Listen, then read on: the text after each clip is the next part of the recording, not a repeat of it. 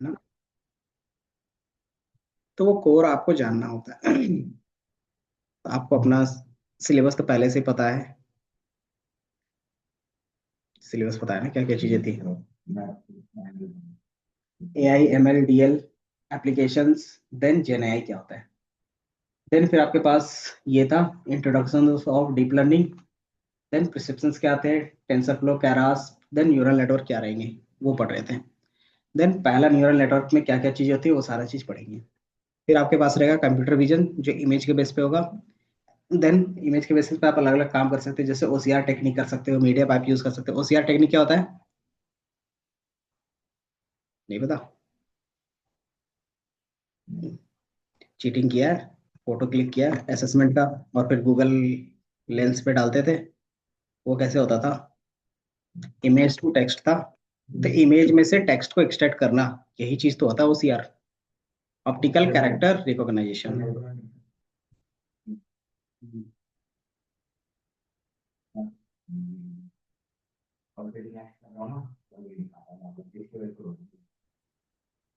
किसकी वजह से,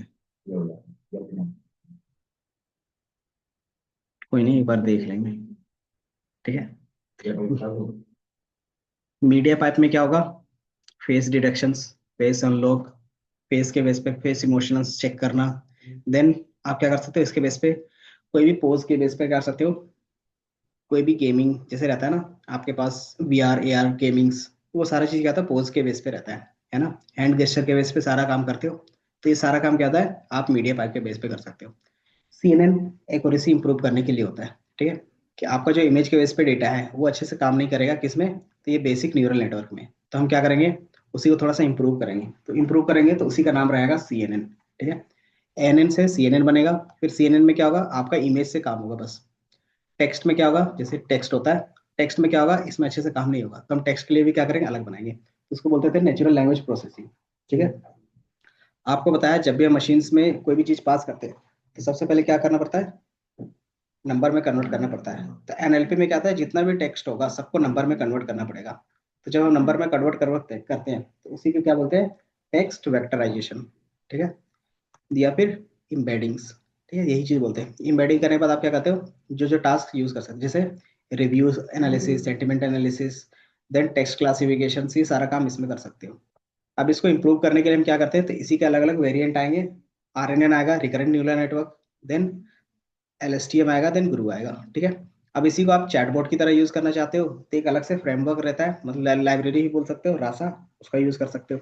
या तो आप नॉर्मली क्या कर सकते हो, रैक का यूज कर सकते हो, लैंगचैन का यूज कर सकते हो, जब भी मॉडर्न LLM का यूज करके बनाते हैं।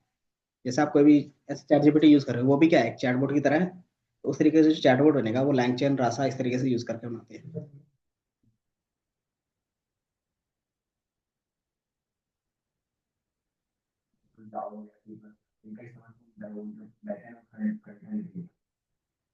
मान लो आपको क्या करना है, इसका फ्रंट एंड डिजाइन करना है, तो पाइथन में नहीं होगा, तो कैसे करेंगे, तो जावास्क्रिप्ट।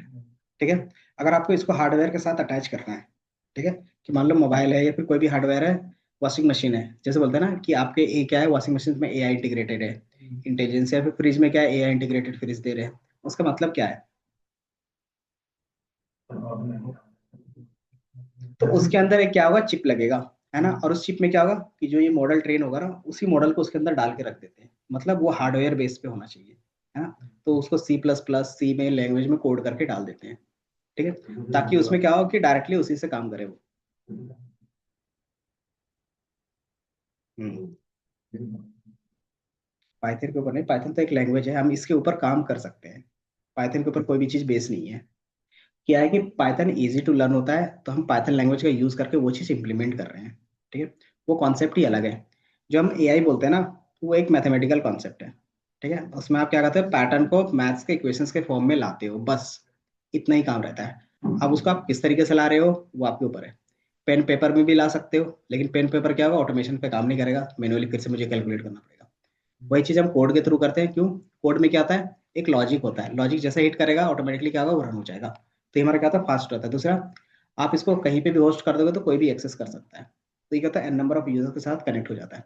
तो इसलिए हम क्या करते हैं, कोई भी कोडिंग लैंग्वेज यूज करते हैं। ठीक है, तो उसमें से पाइथन यूज कर रहे हैं बस, ये है। ठीक है, बाकी टाइम सीरीज है, फिर टाइम सीरीज के बाद आप जेएनआई का कॉन्सेप्ट देखोगे। ये सारी चीजें हम क्या करेंगे, फास्ट वे पे करेंगे, ताकि क्या हो, हम जेएनआई का कॉन्सेप्ट ज्यादा पढ़ सकें। ठीक है। ये आपका पूरा जो इसका सिलेबस है ना, वो इंटरव्यू पर्पज के लिए है। इंटरव्यू मतलब एकदम थ्योरी लेवल और बेस लेवल, कि ये इंटरव्यू में पूछा जाता है, उसके बेस पे इनका टॉपिक है। ठीक है। अब ये क्या है, ये टॉपिक तो हमारे होने चाहिए, तो इतना होना चाहिए जितना इंटरव्यू के क्वेश्चंस बन सके, है ना। दूसरा, इसके बेस पे एक एक प्रोजेक्ट बन जाएगा। हर एक टॉपिक का, हर एक मॉड्यूल का 1 से 2 प्रोजेक्ट बनेगा। ठीक है। फिर फाइनल में आप क्या करते हैं, जेनाई में फिर अलग अलग प्रोजेक्ट जो अभी रिलेटेड में चलता है, जैसे आप अपना एक चैटबॉट बना सकते हो, या फिर बुकिंग ऐप बना सकते हो। जैसे होता है ना होटल बुकिंग, जैसे आपने बोला कि मुझे इस दिन बुकिंग करनी है, तो ऑटोमेटिकली वो क्या करेगा, डेट दे देगा, बोलेगा कौन से होटल में, तो इस लोकेशन में। तो ऑटोमेटिकली वहां से आप जो भी बोलोगे टेक्स्ट में, तो वहां से होटल का नेम और लोकेशन ले लेगा, उसके बेस पे सर्च कर लेगा। वैसे क्या करेगा, सर्च करने के बाद वो क्या करेगा, कंफर्म करेगा। अब वो कंफर्म क्या करेगा, होटल के पास जाएगा। लेकिन होटल से आपको क्या करना पड़ता है, एक टाइप करना पड़ता है। ठीक है। टाइप 2 तरीके से होता है, या तो डायरेक्टली होटल वाले से बात कर लो, है ना, तो उसके थ्रू टाइप हो जाएगा कि मेरे जो बुकिंग आएंगे, आपको एक्सेल सीट मिलेगा, उसमें से आप क्या करोगे, वो रूम बुक मेरे नाम से कर दोगे। दूसरा, वही होटल का जो ऐप होगा, उसी के साथ क्या करोगे, अपना कोड को इंटीग्रेट कर दोगे, कि जैसे मेरे ऐप में कुछ अपडेट आता है, ऑटोमेटिकली क्या होगा, वो आपके एप्लीकेशन में चला जाएगा, और वो रूम क्या होगा, वहां से बुक हो जाएगा। जिस तरीके से आपके एप्लीकेशन में बुक होता है। तो ये क्या हो गया, कि आपका डायरेक्टली वहां से बुक हो जाता है। ठीक है। तो इस तरीके से क्या करते हो, चीजें ऑटोमेट कर सकते हो। ठीक है। ठीक है।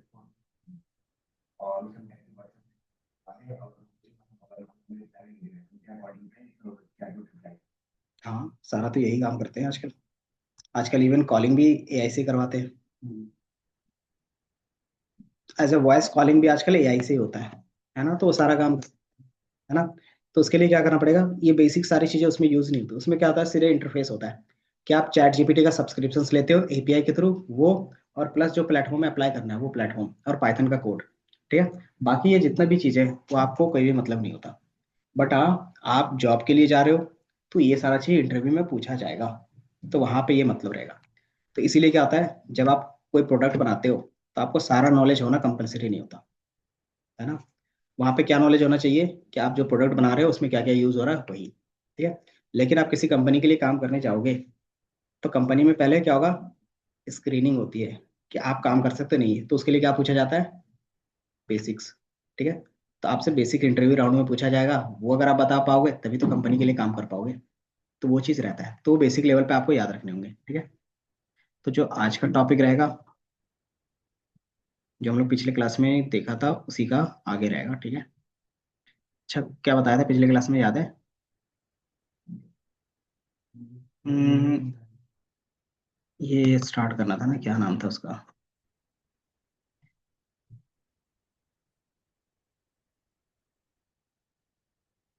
क्या था? Neural network. हाँ, फर्स्ट डेमो क्लास वो कर लिया था ना। अगर उसमें मैंने क्या किया था, थोड़ा सा इंप्रूव किया था, वो भी मैं दिखा देता हूँ अभी। किधर क्या पीपीटी है कहीं पे? बस neural network, neural activation functions. ठीक है। तो एक्टिवेशन फंक्शंस के बेस पे बात करना था, बट उससे पहले हम क्या करेंगे, कोड पे काम कर लेंगे। ठीक है। तो आप कोड पे कैसे काम कर सकते हो, तो मैं बता देता हूँ। ये सारा चीज आपको गिटहब के अंदर मिल जाएगा। ठीक है। गिटहब के अंदर जाओगे, सर्च करोगे गिटहब साहिल 04, आपके पास पूरा का पूरा आ जाएगा, या तो फिर डीएस मटेरियल, इसको क्लिक करोगे तो ये आ जाएगा। ठीक है। अब इसमें क्या है, टॉपिक वाइज है, आपका कौन सा टॉपिक चल रहा है, तो डीप लर्निंग का चल रहा है, तो डीप लर्निंग में आप क्लिक करते हो। ठीक है। अब इसके अंदर क्या होगा, कि आपको हर एक सेक्शन वाइज मिल जाएगा। ठीक है। डीप लर्निंग के अंदर ऑल है, क्लास है, तो आपके क्लास के बेसिस पे काम कर रहे हो, तो क्लास पे क्लिक कर लोगे। ठीक है। क्लास में क्या है, तो फर्स्ट वाला है, तो डीप लर्निंग में स्टार्ट हुआ है अभी। ठीक है। तो इसमें चले गए। अब इसमें जो भी चीजें हम करवा रहे होंगे, वही चीज क्या कर सकते हैं, यहाँ से कर सकते हो। ठीक है। जैसे फर्स्ट क्लास डेमो वाला पिछले क्लास का था, इसको आप क्या कर सकते हैं, यहीं से ओपन कर सकते हो। कैसे? तो इसका मैं लिंक कॉपी कर लेता हूँ एक बार। ये तो मैं इसको क्या कर सकता हूँ, यहाँ पे भी ऑफलाइन भी दिखा सकते हैं, इसमें VS कोड के अंदर। दूसरा, यही चीज मैं कॉलएप पे कर सकता हूँ। कैसे? तो कॉलएप पे अगर आपने भी अपना गिटहब में अपलोड किया होगा, तो डायरेक्टली कॉलएप के साथ कनेक्ट कर सकते हो। इसमें मैंने बोला कॉलएप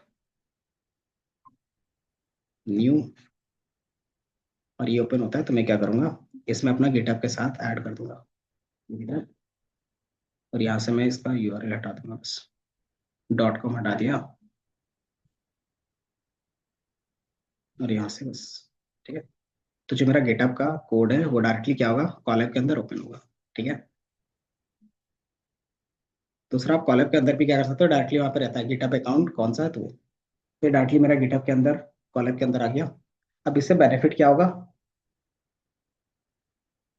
तो जो रिसोर्स टाइम जो लग रहा था पिछले क्लास में, अगर ऑफलाइन चला रहे थे तो टाइम बहुत ज़्यादा लग रहा था, क्योंकि उसको क्या रन होने में या फिर अपडेट होने में टाइम लगता था। कॉलम क्या होता है, फास्ट होता है। दूसरा, यहाँ पे T4 करके दिख रहा होगा, T4 है क्या, क्या था, जीपीयू। ठीक है, तो जीपीयू के बेस पे काम करते हो तो वो क्या था, रिजल्ट ऑटोमेटिकली और भी फास्ट होता है। ठीक है। तो ये चीज आपको यहाँ पे दिख रहा है। रैम 12 GB का मिल रहा है, जीपीयू 15 GB का, और डिस्क 112 GB का मिल रहा है, जो हमारे नॉर्मल कंप्यूटर में भी नहीं है। ठीक है। तो सिर्फ रैम है हमारे पास, जीपीयू तो एक भी जीबी का नहीं है, और डिस्क है। ठीक है। तो एक्स्ट्रा में जीपीयू यहाँ से मिल जा रहा है, तो हम क्या कर रहे हैं, इसी का यूज कर रहे हैं। ठीक है। बेसिक हमने मशीन लर्निंग से यहाँ पे ये वाला स्टार्ट किया था। मशीन लर्निंग में क्या करते थे, data, model, fit, then predict, यही कर रहे थे। देन आप क्या करते थे, प्रिडिक्ट वाले डालते थे, अगर वो हाँ आ रहा है तो यस, नो आ रहा है तो जीरो। मैं रन कर लेता हूँ। अब ये चीज हमारे पास जो था, ये मॉडल का पार्ट, डीप लर्निंग में सिर्फ यही चेंज होगा, बाकी A to Z सेम होगा।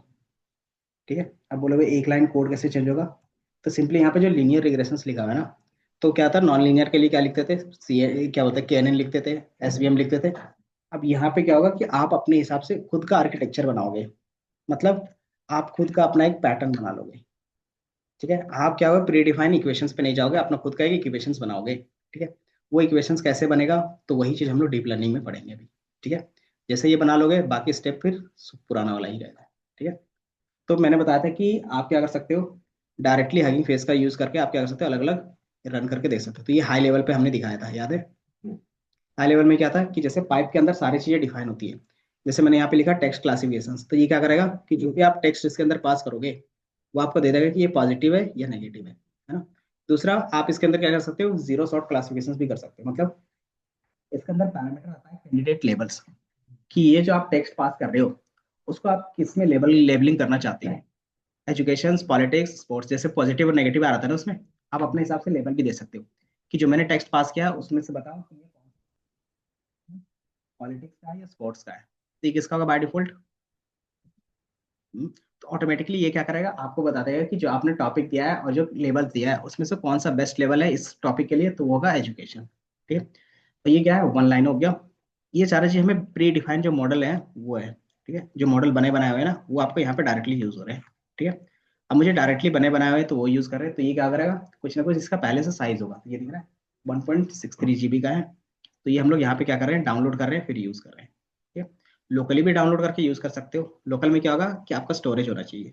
ठीक है, और कुछ नहीं। तो ये हमने क्या किया था, पिछले क्लास में किया था। बाय डिफॉल्ट जीपीटी आपको पता है टेक्स्ट जनरेट करता है। तो जीपीटी का जो सबसे ओल्ड वर्जन था, GPT 2 जो फ्री में था, उसका मैंने यहाँ पे यूज किया है, किस लिए, तो टेक्स्ट जनरेट करने के लिए। तो मैंने यहाँ पे क्या लिया, once upon a time there was a data scientist. अब मैंने क्या बोला, इसके बेस पे क्या करो, आप टेक्स्ट जनरेट करके दे दो। ठीक है। तो ये क्या करेगा, इसके बेस पे पूरा का पूरा टेक्स्ट जनरेट करके दे देगा। ठीक है। जैसे आप इसको रन करोगे, ये क्या करेगा, डाउनलोड होगा पहले मॉडल, क्योंकि ये फर्स्ट टाइम रन हो रहा है। जैसे ये डाउनलोड हो जाएगा, ज़्यादा नहीं है, 500 MB का है, देन ये क्या करेगा, आपको पूरा का पूरा टेक्स्ट जनरेट करके दे देगा। ठीक है। ये अलग अलग स्टेप्स होते हैं जो क्या होता है, इसमें अप्लाई होता है। ठीक है। ये दिख रहा है, generate text known as a doctor Dhananand who was working on the National Institute of Public Health, और सारी चीजें दिख रहा है इस तरीके से आके पूरा स्टोरी। तो ये स्टोरी आपको टेक्स्ट जनरेट करके दे देगा। अब इसमें से आपको पता है कि हमने क्या कर रहे थे, सिर्फ टेक्स्ट ला रहे थे, तो क्या कर रहे थे, इंडेक्सिंग का यूज करके सिर्फ टेक्स्ट ले रहे थे, याद है ना। तो ये हम लोगों ने क्या किया था, नॉर्मली बना बना हुआ यूज किया था। फिर मैंने आपको आर्किटेक्चर्स बनाया दिखाया था, है ना। तो आर्किटेक्चर्स में क्या क्या चीजें थी वो बताया था, है ना। जैसे आर्किटेक्चर्स इस तरीके से था, तो इसमें था कि आपके पास इनपुट आते थे, बीच में लगा रखे थे एक्टिवेशन फंक्शंस, और क्या होता था, सारी चीजें आउटपुट देता, है ना। तो जो हमारा यहाँ पे था कि बीच में जो हम एक्टिवेशन फंक्शंस लगा रहे हैं वो कौन कौन से होंगे, वो हम लोग देख रहे थे, है ना। ये चीज देखते हैं, फिर कोड करेंगे। ठीक है। एक्टिवेशन फंक्शंस का काम होता है सिंपल, लीनियर को नॉन लीनियर में करना। ठीक है। इसका अगर आप एग्जांपल के फॉर्म में देखोगे, ऑनलाइन में कनेक्ट है वो। हम्म, एम एस शिवानी है।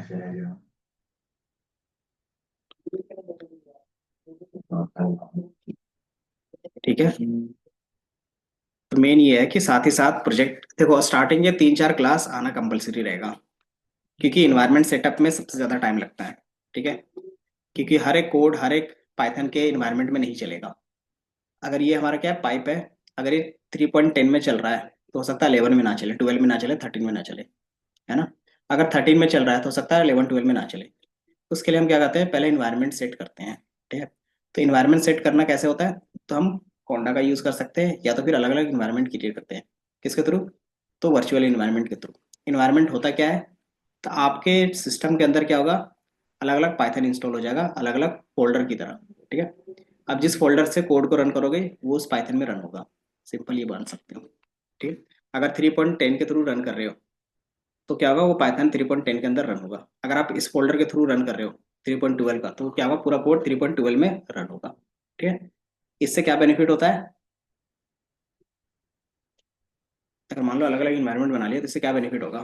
फिर हम जो किसी किसी वर्जन में कई सारे कोड वर्क नहीं करते हैं कि तो मान लो जो पुराना प्रोजेक्ट बनता आ रहा था वो तो पुराने ही वर्जन में बनेगा, है ना। और हो सकता है नया वर्जन में क्या है कि जो उसमें पुराना कोड यूज हुआ होगा उसको अपडेट करके कुछ नया चीज इन्होंने बनाया होगा, है ना। तो पुराना नया कोड तो क्या होगा, पुराने वाले में सपोर्ट नहीं करेगा, तो वहां पे फिर एरर आने लगते हैं। तो हम भी जो बनाते हैं वो पुराने वाले पे ही बनाते हैं। क्यों, क्योंकि वो ज्यादा सिक्योर रहेगा, पहला, क्योंकि कोड कोड में क्या था, जितना ज्यादा लेटेस्ट वर्जन आएगा उसमें उतने ज्यादा क्या होंगे, बग आ सकते हैं। जितना वो पुराना वर्जन होगा मतलब उतना भी पुराना में नहीं चले जाएंगे।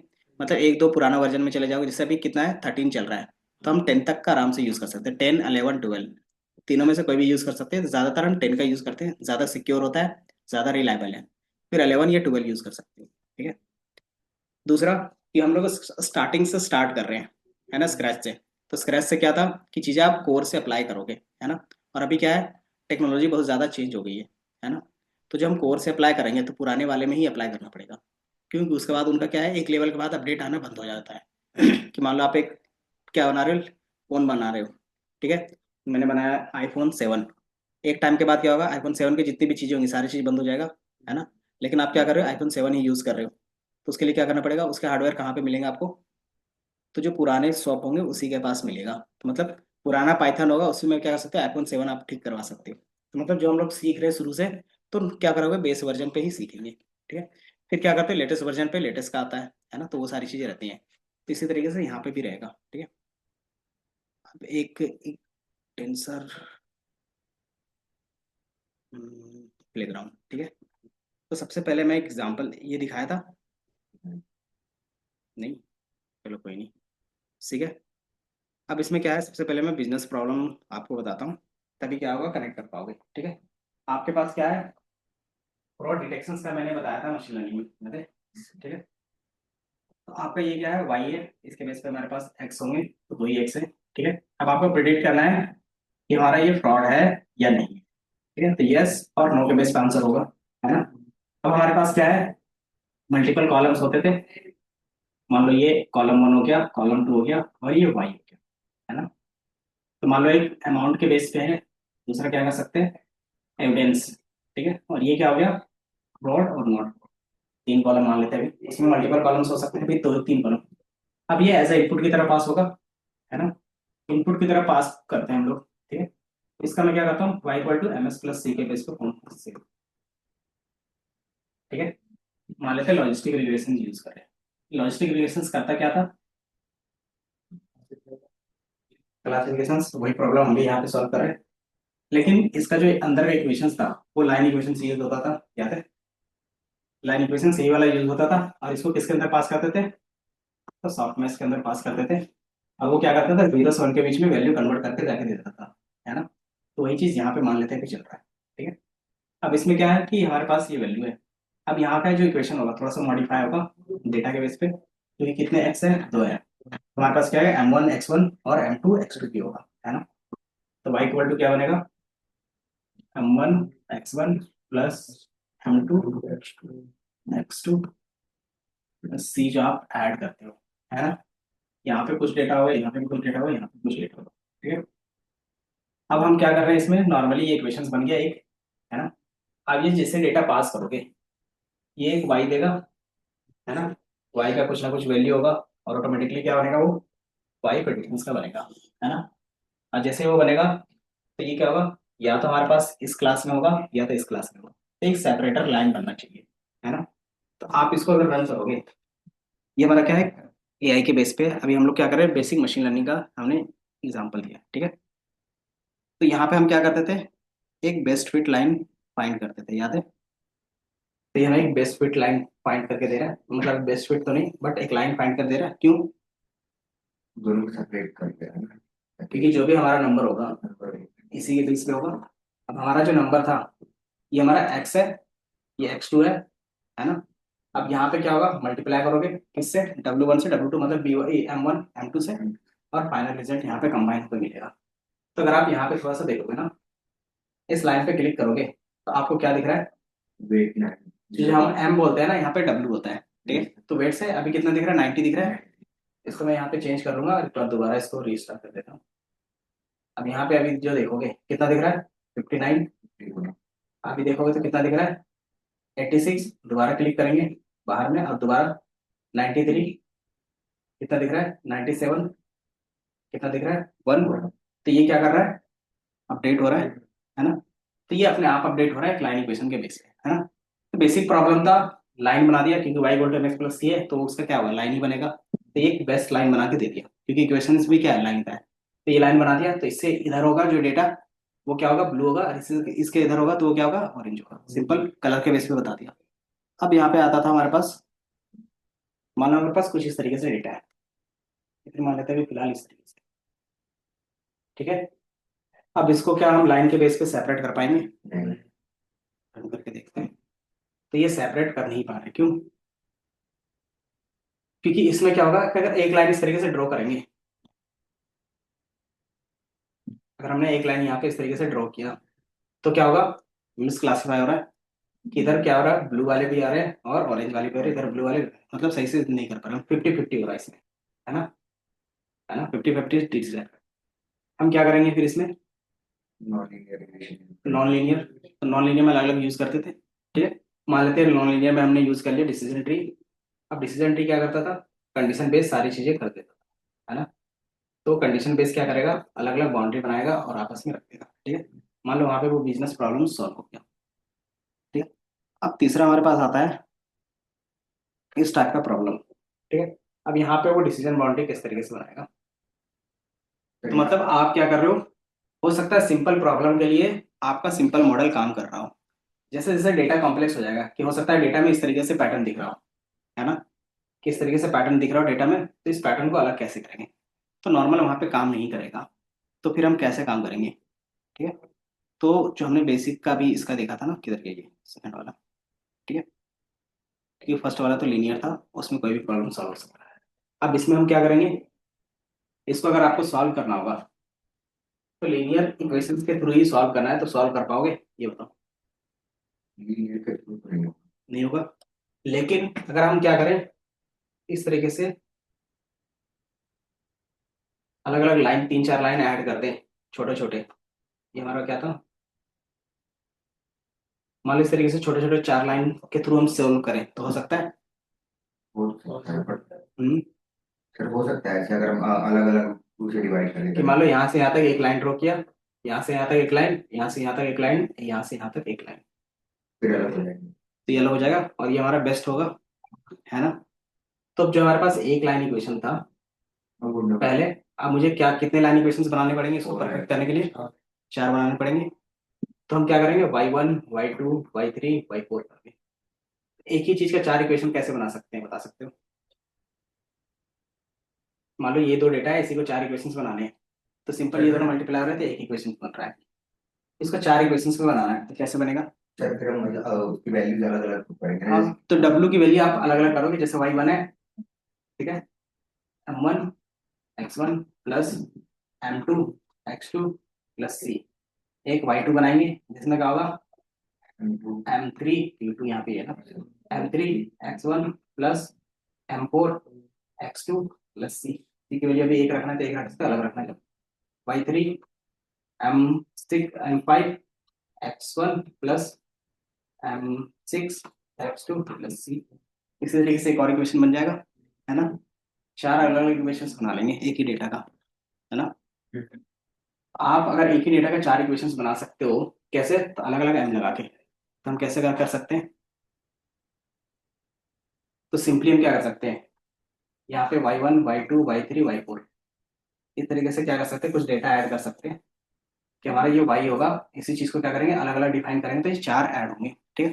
तो मैं क्या करता हूँ, यहाँ पे कुछ चार ऐड कर देता हूँ, चार दो जो भी है, कि हम चार इक्वेशन इस तरीके से बना सकते हैं, मतलब w की वैल्यू चेंज करनी पड़ेगी। तो पहली बार w की वैल्यू चेंज होगा, एक मैं ऐड कर देता हूँ प्लस, ठीक है, दो ऐड हो गए। दो का मतलब क्या हो गया यहाँ पे, ये मेरा y1 हो गया और ये मेरा y2 है ना, क्योंकि w1 यहाँ से आएगा। सर ये वो वाला था ना जिसमें हम मल्टीपल वाला कर रहे हैं।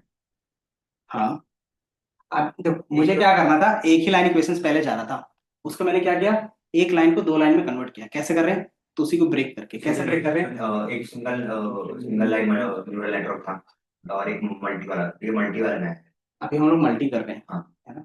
अब ये क्या हो गया, w1 w2, फिर अगेन ये w3 इसके साथ, और ये w4, है ना। अब यही चीज इक्वेशंस यहाँ पे बनाया था हमने, y1 इक्वल टू क्या था, x1, और ये क्या था, w1 प्लस x2, और x2 के साथ क्या था, w2, ये जा रहा था। इसी तरीके से y2 कैसे बन रहा है, बता सकते हो, y2 में x1 पास होगा, X1 और x1 के साथ ये क्या पास हो रहा है, x3, W3 w3, और और x2, और ये क्या है, x2 ये है, और x2 के साथ ये w4 पास हो रहा है, तो w4, ये दो इक्वेशन बन गए। तो ये दो अलग अलग लाइन इक्वेशंस बन गए, ठीक है। अब यहाँ पे क्या होगा, जो w है इसके बेसिस पे क्या होगा, लाइन, ये सिंपल लाइन इक्वेशन है, तो ये लाइन ऐसे भी जा सकता है, ऐसे भी जा सकता है, ऐसे भी जा सकता है, ऐसे भी जा सकता है, कैसे भी जा सकता है।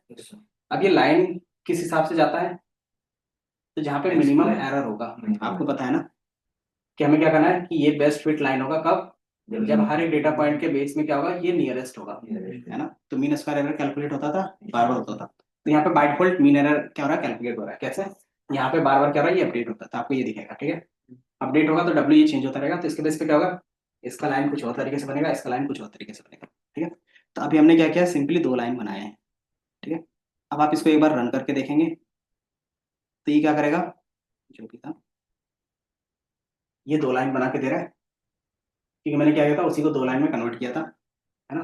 तो यहाँ पे आपको थोड़ा सा बेसिक दिख रहा है, ये दिख रहा है कि जो पहला इक्वेशन का लाइन है वो ये वाला था, और दूसरा लाइन का जो इक्वेशन है वो नीचे वाला है, दोनों एक साथ कंबाइन किया तो कुछ इस तरीके से दिख रहा है ना।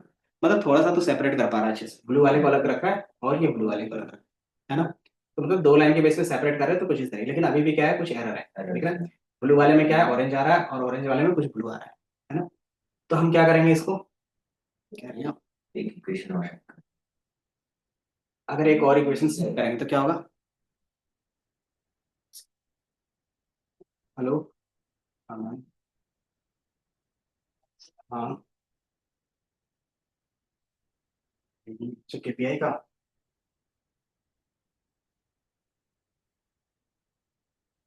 वो यही मैं भी बता देता हूँ,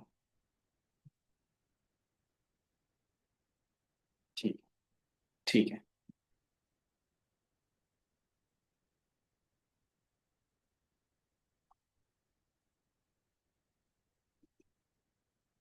कहाँ पे है, थर्ड इक्वेशन में ठीक है। ये दो लाइन जा रहे हैं, दोनों लाइन आपस में कंबाइन हो गए, इस तरीके से दिखा रहे थे। अगर आप एक और लाइन डिवाइड करना चाहते हो तो क्या कर सकते हो, एक और इक्वेशन ऐड कर सकते हो, मतलब एक और न्यूरल, इसको मैंने लेयर ऐड कर दिया, इसको मैं छोटा करता हूँ, बस। इसमें न्यूरॉन्स ऐड कर देंगे एक और, तो एक और आ जाएगा, है ना। इसको प्ले करके देखोगे तो ये कुछ इस तरीके से दिख रहा है। तो ये दो लाइन थे, अब तीन लाइन के बेस पे थोड़ा सा अच्छे से सेपरेट कर पा रहे हैं, है ना। बाकी यहाँ पे मैं क्या करता हूँ, ये चीजें इस तरीके से जा रही है ना। मतलब ये कोई कह रहा है थोड़ा सा टिल्ट हो रहा है, तो ये लाइन इक्वेशंस के बेस पे थोड़ा सा टिल्ट क्यों हो रहा है, तो मैं थोड़ा सा एक एक्टिवेशन फंक्शन का कॉन्सेप्ट यहाँ पे दिख रहा है, रेल्यू टेन है सिग्मेंट लीनियर, तो बाय डिफॉल्ट अभी मैं लीनियर रखता हूँ, ठीक है।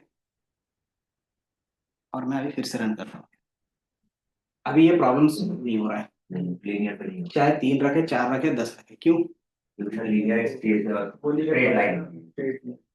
लीनियर का मतलब है कि जितने भी आप लाइन ड्रॉ करोगे, एक स्ट्रेट लाइन ड्रॉ होगा, इस तरीके से एक स्ट्रेट होगा, इस तरीके से स्ट्रेट होगा, इस तरीके से स्ट्रेट होगा, है ना। तो ये क्या है, स्ट्रेट लाइन के बेस पे कभी भी ये सेपरेट हो ही नहीं पाएगा। तो हमने जो ये लाइन लिया था, तो ये लाइन जब आगे जाएगा तो हम क्या करना चाहते हैं कि थोड़ा सा उसको टिल्ट करना चाहते हैं। तो टिल्ट कैसे करोगे? सर नॉन लीनियर फंक्शन ये मान लो मेरे पास क्या है, मैंने कल 10H सॉरी किसका दिया था एग्जाम्पल, रेलू का। रेलू का काम क्या होता था? सर लाइंस को करना, क्या? डिवाइड कर क्या है ये देख, रेलू का काम क्या होता था, मैं बताता हूँ। जीरो और 1 के जीरो और एक्स, ये रहता था। अब इसमें क्या मीनिंग था?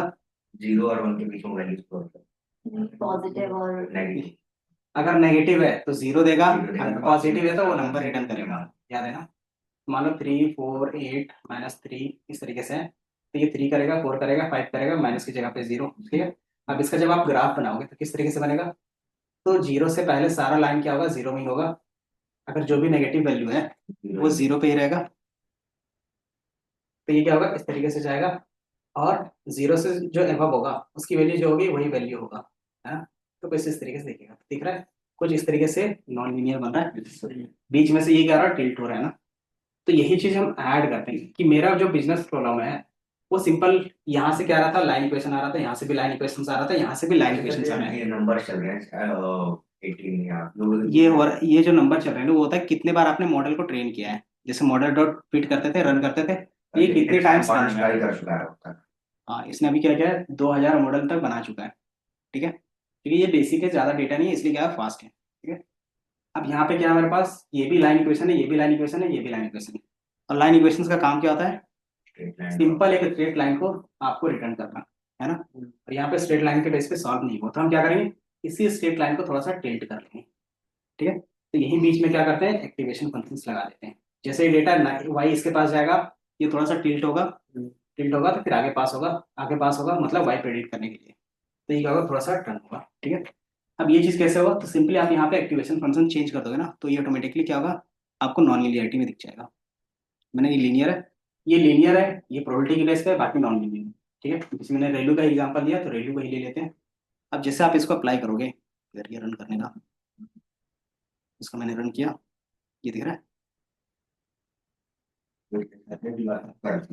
तो हमारे पास क्या है, लाइन के बेस पे मिल रहा है। और जितना आप इटरेशंस करते हो उतना क्या होगा, ये बेस्ट एक्यूरेसी देगा। कैसे, ट्रेनिंग और टेस्टिंग का एरर दिखेगा तो जीरो हो रहा है, ठीक है। अब यहाँ पे क्या कर सकते हो, थोड़ा सा देख सकते हो, ये देखिए कि ये एक लाइन है जो यहाँ से आ रहा है, दूसरा लाइन यहाँ से आ रहा है, और तीसरा लाइन यहाँ से आ रहा है ना। अब तीनों का हमने आपस में कंबाइन किया है, ठीक है। और कंबाइन करने से पहले हमने क्या किया, उसमें नॉन लिनियरिटी ऐड किया है, ठीक है। तो ये कुछ इस तरीके से यहाँ तक जाएगा, तो नॉन लिनियरिटी ऐड करके इस तरीके से दिखेगा, क्योंकि ये क्या है, दूसरे लाइन का है। इस तरीके से यहाँ पे भी दिखेगा और कुछ इस तरीके से सेपरेट करके दिखा देगा, है ना। तो ये नॉन लिनियरिटी ऐड करने का सबसे बड़ा बेनिफिट होता है, ठीक है। ये एक सिंपल मतलब दो था, तो इस दो लाइन के बेस पे हो रहा है। लेकिन आगे जाके देखोगे तो हमारे पास कॉम्प्लेक्स डेटा होगा। फॉर एग्जाम्पल तीसरा ले लेते हैं, ये वाला। अब इसमें क्या ये सेपरेट कर पाएगा? कि मान लो एक न्यूरॉन्स में हटा देता हूँ फिलहाल के लिए, इसको मैंने कम कर दिया, माइनस, ठीक है। अभी दो रखते हैं, मतलब दो इक्वेशन है, मतलब दो लाइन बनेंगे, तो ये दो लाइन के बीच में सेपरेट नहीं कर पा रहा है। हमने क्या बोला, एक और लाइन बनाओ, तो कुछ क्या होगा, कुछ इस तरीके से घूम के वो बना सकता है। मैंने क्या किया, इसको एक और लाइन ऐड कर दिया, मतलब एक और वाई का इक्वेशन ऐड कर दिया, ठीक है। तो ये क्या कर पा रहा है, कुछ इस तरीके से कर्व हो रहा है, ठीक है। और ये कर्व होने के बाद क्या है, कि सारी चीजें क्रिएट कर पा रहा है, ठीक है। अब इसको और भी कर्व करना है। आपको पता होगा कि जितने लाइंस होते हैं, लाइन बढ़ाते जाओगे वो उतना क्या होगा, राउंड बनता जाएगा, है ना।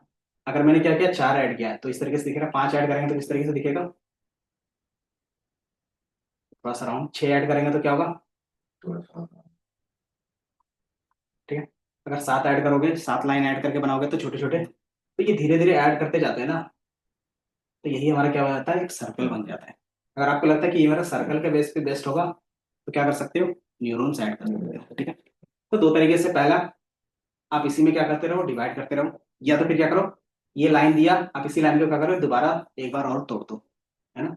मान लो ये हमारा बड़ा लाइन था, इसी को मैंने बीच में से तोड़ दिया, है ना। अब ये छोटा लाइन बन गया, अब इसको क्या करेंगे, थोड़ा सा कर्व कर देंगे और इसको भी थोड़ा सा कर्व कर देंगे, है ना।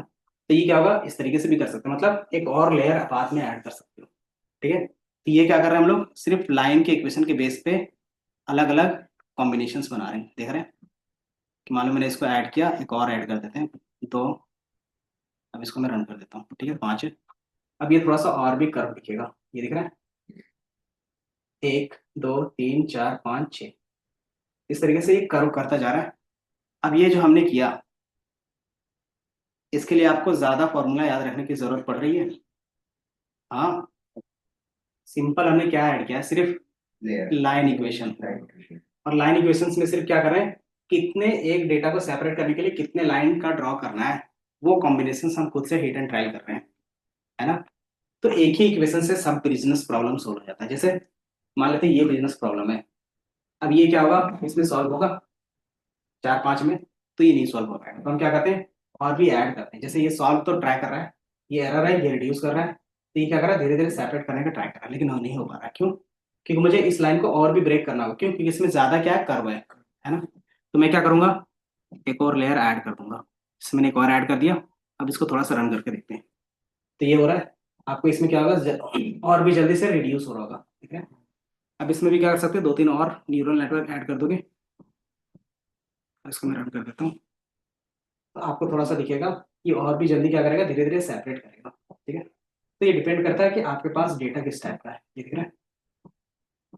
थोड़ा सा इसको टाइम दोगे इटरेशंस के लिए, तो ऑटोमेटिकली क्या होगा, ये सेपरेट करके दे देगा, ठीक है। तो ये क्या हो रहा है, बार बार अपने आप को क्या कर रहा है, ऑप्टिमाइज कर रहा है, ठीक है। तो ये जल्दी ऑप्टिमाइज होगा, ये क्या कर रहा है, ट्राई कर रहा है ब्लू वाले को सेपरेट रखने के लिए और ऑरेंज वाले को अलग सेपरेट।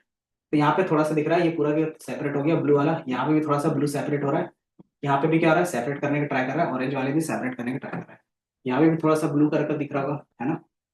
अब ये चीज क्या होगा, ट्राई करता रहेगा, कब तक, जब तक आप इसको स्टॉप नहीं करते, है ना। पहला आप खुद से स्टॉप कर सकते हो, या तो एक लेवल अचीव होगा उसके बाद खुद स्टॉप हो जाएगा, ठीक है। तो ये 2 चीजें होती हैं, देख रहे हैं, ये ट्राई हो रहा है, तो ये क्या कर रहा है, बेस्ट कॉम्बिनेशन फाइंड करके, ये देख रहे हैं ब्लू वाले को अलग कर रहा है, यहाँ पे ब्लू वाले को थोड़ा सा अलग करने का ट्राई कर रहा है ना। तो ये कैसे सेपरेट हो पा रहा है, तो सिंपली लाइन इक्वेशंस। और कितना लाइन इक्वेशंस यूज होगा कैसे पता चलेगा, तो वो आपको हिट एंड ट्रायल करना रहता है, ठीक है। तो डीप लर्निंग में सबसे मेन यही रहता है। अगर मान लो मैं 2 और न्यूरल नेटवर्क ऐड कर देता हूँ, एक और इसमें भी क्या करते हैं, एक और ऐड कर देते हैं। अब इसको रन करोगे थोड़ा और जल्दी होगा, ठीक है। तो ये हिट एंड ट्रायल के बेस पे चलता रहेगा, ठीक है। अब यहाँ पे तुम्हें क्या चीज पता चल रही है, बता सकते हैं? सर जो भी हम अगर डिपेंड ऑन डेटा हमें कैसे यूज मतलब कौन सा मतलब रिलेशन लाइन इक्वेशन नहीं कर सकता, तो फिर हम उसे अलग अलग न्यूरॉन्स और उसके लेयर्स ऐड करेंगे। तो सिंपल आपको यहाँ पे जो दिख रहा है, वो दिख रहा है आपको कि अगर आप ये सारी चीजें यूज कर रहे हो, आपको अगर अगर फॉर्मूला याद नहीं रखने हैं, तो सिंपल एक लाइन इक्वेशंस याद रखो, ठीक है। और लाइन इक्वेशंस क्या करेगा, आपको लाइन क्रिएट करके देगा, ठीक है। अगर उसको आपको थोड़ा सा टिल्ट करना है, तो उसको क्या करो, नॉन लीनियर पे अलग अलग इक्वेशंस को पास कर दो, वो थोड़ा सा टिल्ट कर देगा आपके लिए, कौन, एक्टिवेशन फंक्शन, है ना। और वो क्या करेगा, आपके लिए बिजनेस प्रॉब्लम सॉल्व करके दे देगा, है ना। तो ये इजी हुआ। अब जहाँ पे आप 8 10 क्या कर रहे थे, मशीन लर्निंग एल्गोरिथम याद रख रहे थे, अब आपको वो याद रखने की जरूरत नहीं है। दूसरा कि आपको लाइन इक्वेशंस ऐसा है कि बचपन से पढ़ते आ रहे हैं, तो ये चीज भूल भी नहीं सकते, है ना। अगर ये चीज भूल गया तो मशीन लर्निंग नहीं है ना। तो आपको यहाँ पे डायरेक्टली पता चल गया, पूरी पूरी मशीन लर्निंग इसको कोई वाई पर टू। हाँ। अब इसमें आपको लगा कि ये इजी है ना, अब लगा बट इसमें क्या है, ये कितना डिसाइड होगा, इसमें 3 रखने हैं, इसमें 5 रखने हैं, इसमें 2 रखने हैं, कैसे डिसाइड करोगे। सर फिर ये तो अभी तो हमने मतलब हिट एंड ट्रायल करा। तो यही चीज आपको पूरे डीप लर्निंग में करना होगा। हाँ, तो हिट एंड ट्रायल करने का भी 2 तरीका होता है। पहला कि आपको सारी चीजें पता है, तब आप हिट एंड ट्रायल करते हो, तो उसमें क्या होता है, आपका टाइम कम लगता है।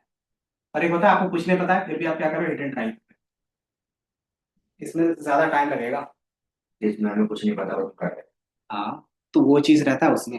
अब हमें क्या है कि एटलीस्ट इतना पता है कि कौन सी चीजें किस तरीके से यूज करनी है, ठीक है।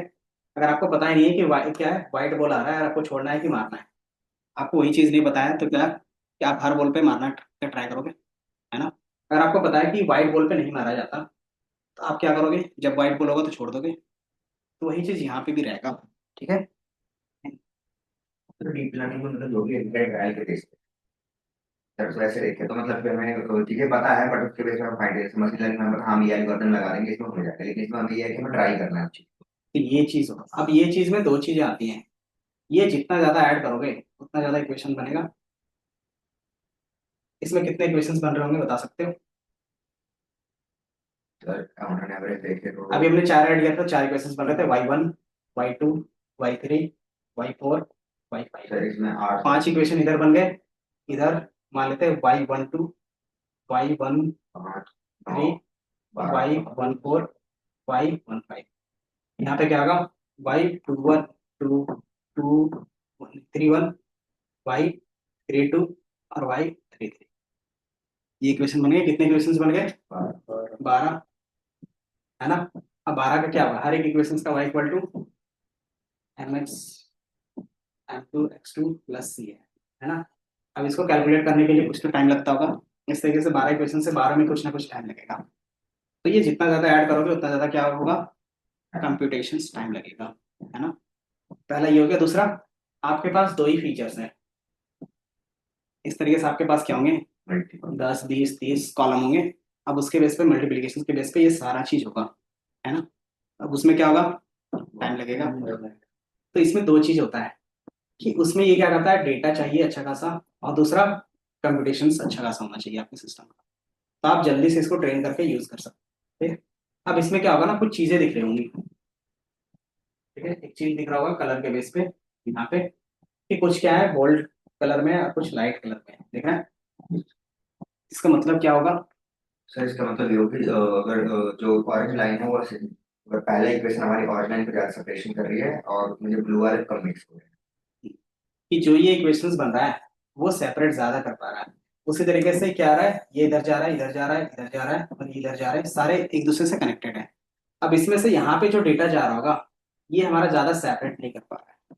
क्यों? क्योंकि इसका क्या है, वेट के बेस पे आपको लो दिखाएगा। तो जिसकी डब्ल्यू की वैल्यू कम होगी ऑटोमेटिकली क्या होगा, उसका वेटेज कम होगा। मतलब ये अच्छे से सेपरेट नहीं कर पा रहा, मतलब ये न्यूरल नेटवर्क हमारे किसी काम का नहीं। दूसरा, ये भी हमारे उतने कुछ काम का नहीं था, और ये दोनों हमारे क्या है, काम के जो ज्यादा सेपरेट कर पा रहे हैं। उसी तरीके से ये है, ये है और ये है। ये बेसिकली जो हमारे पास है यही कहलाता है फीचर एक्सट्रैक्शन, कि कौन सा फीचर इंपॉर्टेंट है उसको रखना है, जो इंपॉर्टेंट नहीं है उसको हटा देना है ना। तो ये फीचर एक्सट्रैक्शन बोल सकते हैं, फीचर सिलेक्शन का काम कौन कर रहा है, तो हमारे लिए ये न्यूरल नेटवर्क ही कर दे रहे हैं। इससे पहले मशीन लर्निंग में कौन करता था, और एज ए ह्यूमन हम ही करते थे। कौन सा कॉलम इंपॉर्टेंट है, कौन सा कॉम्बिनेशन इंपॉर्टेंट नहीं है, हम डिसाइड करके आगे पास करते थे। वो चीज यहाँ पे क्या होता है, रिड्यूस हो जाता है, क्योंकि हमें नहीं पता ना कि ये इमेज है, इमेज के बेस पे कौन सा फीचर इंपॉर्टेंट होगा नहीं होगा, हम कितना बताएंगे, है ना। तो वो चीज क्या करता है, ये ऑटोमेटिकली यहाँ से डिसाइड करता है। कैसे डिसाइड करता होगा, तो यहाँ पे क्या है, फीचर्स दिए हुए रहते हैं, उसके साथ लेबल भी दिया हुआ रहता है ना।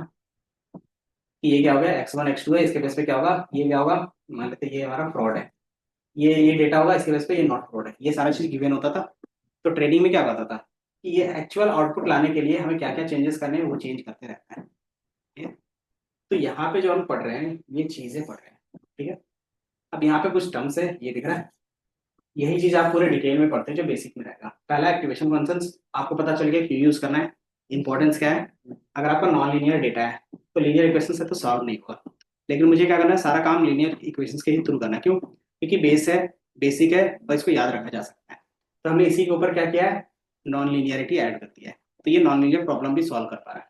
दूसरा, हमारे पास रेगुलराइजेशन, याद है रेगुलराइजेशन, L1 L2 लेसो रीज, उसका काम क्या था, हाँ थोड़ा सा तो पढ़ना पड़ेगा।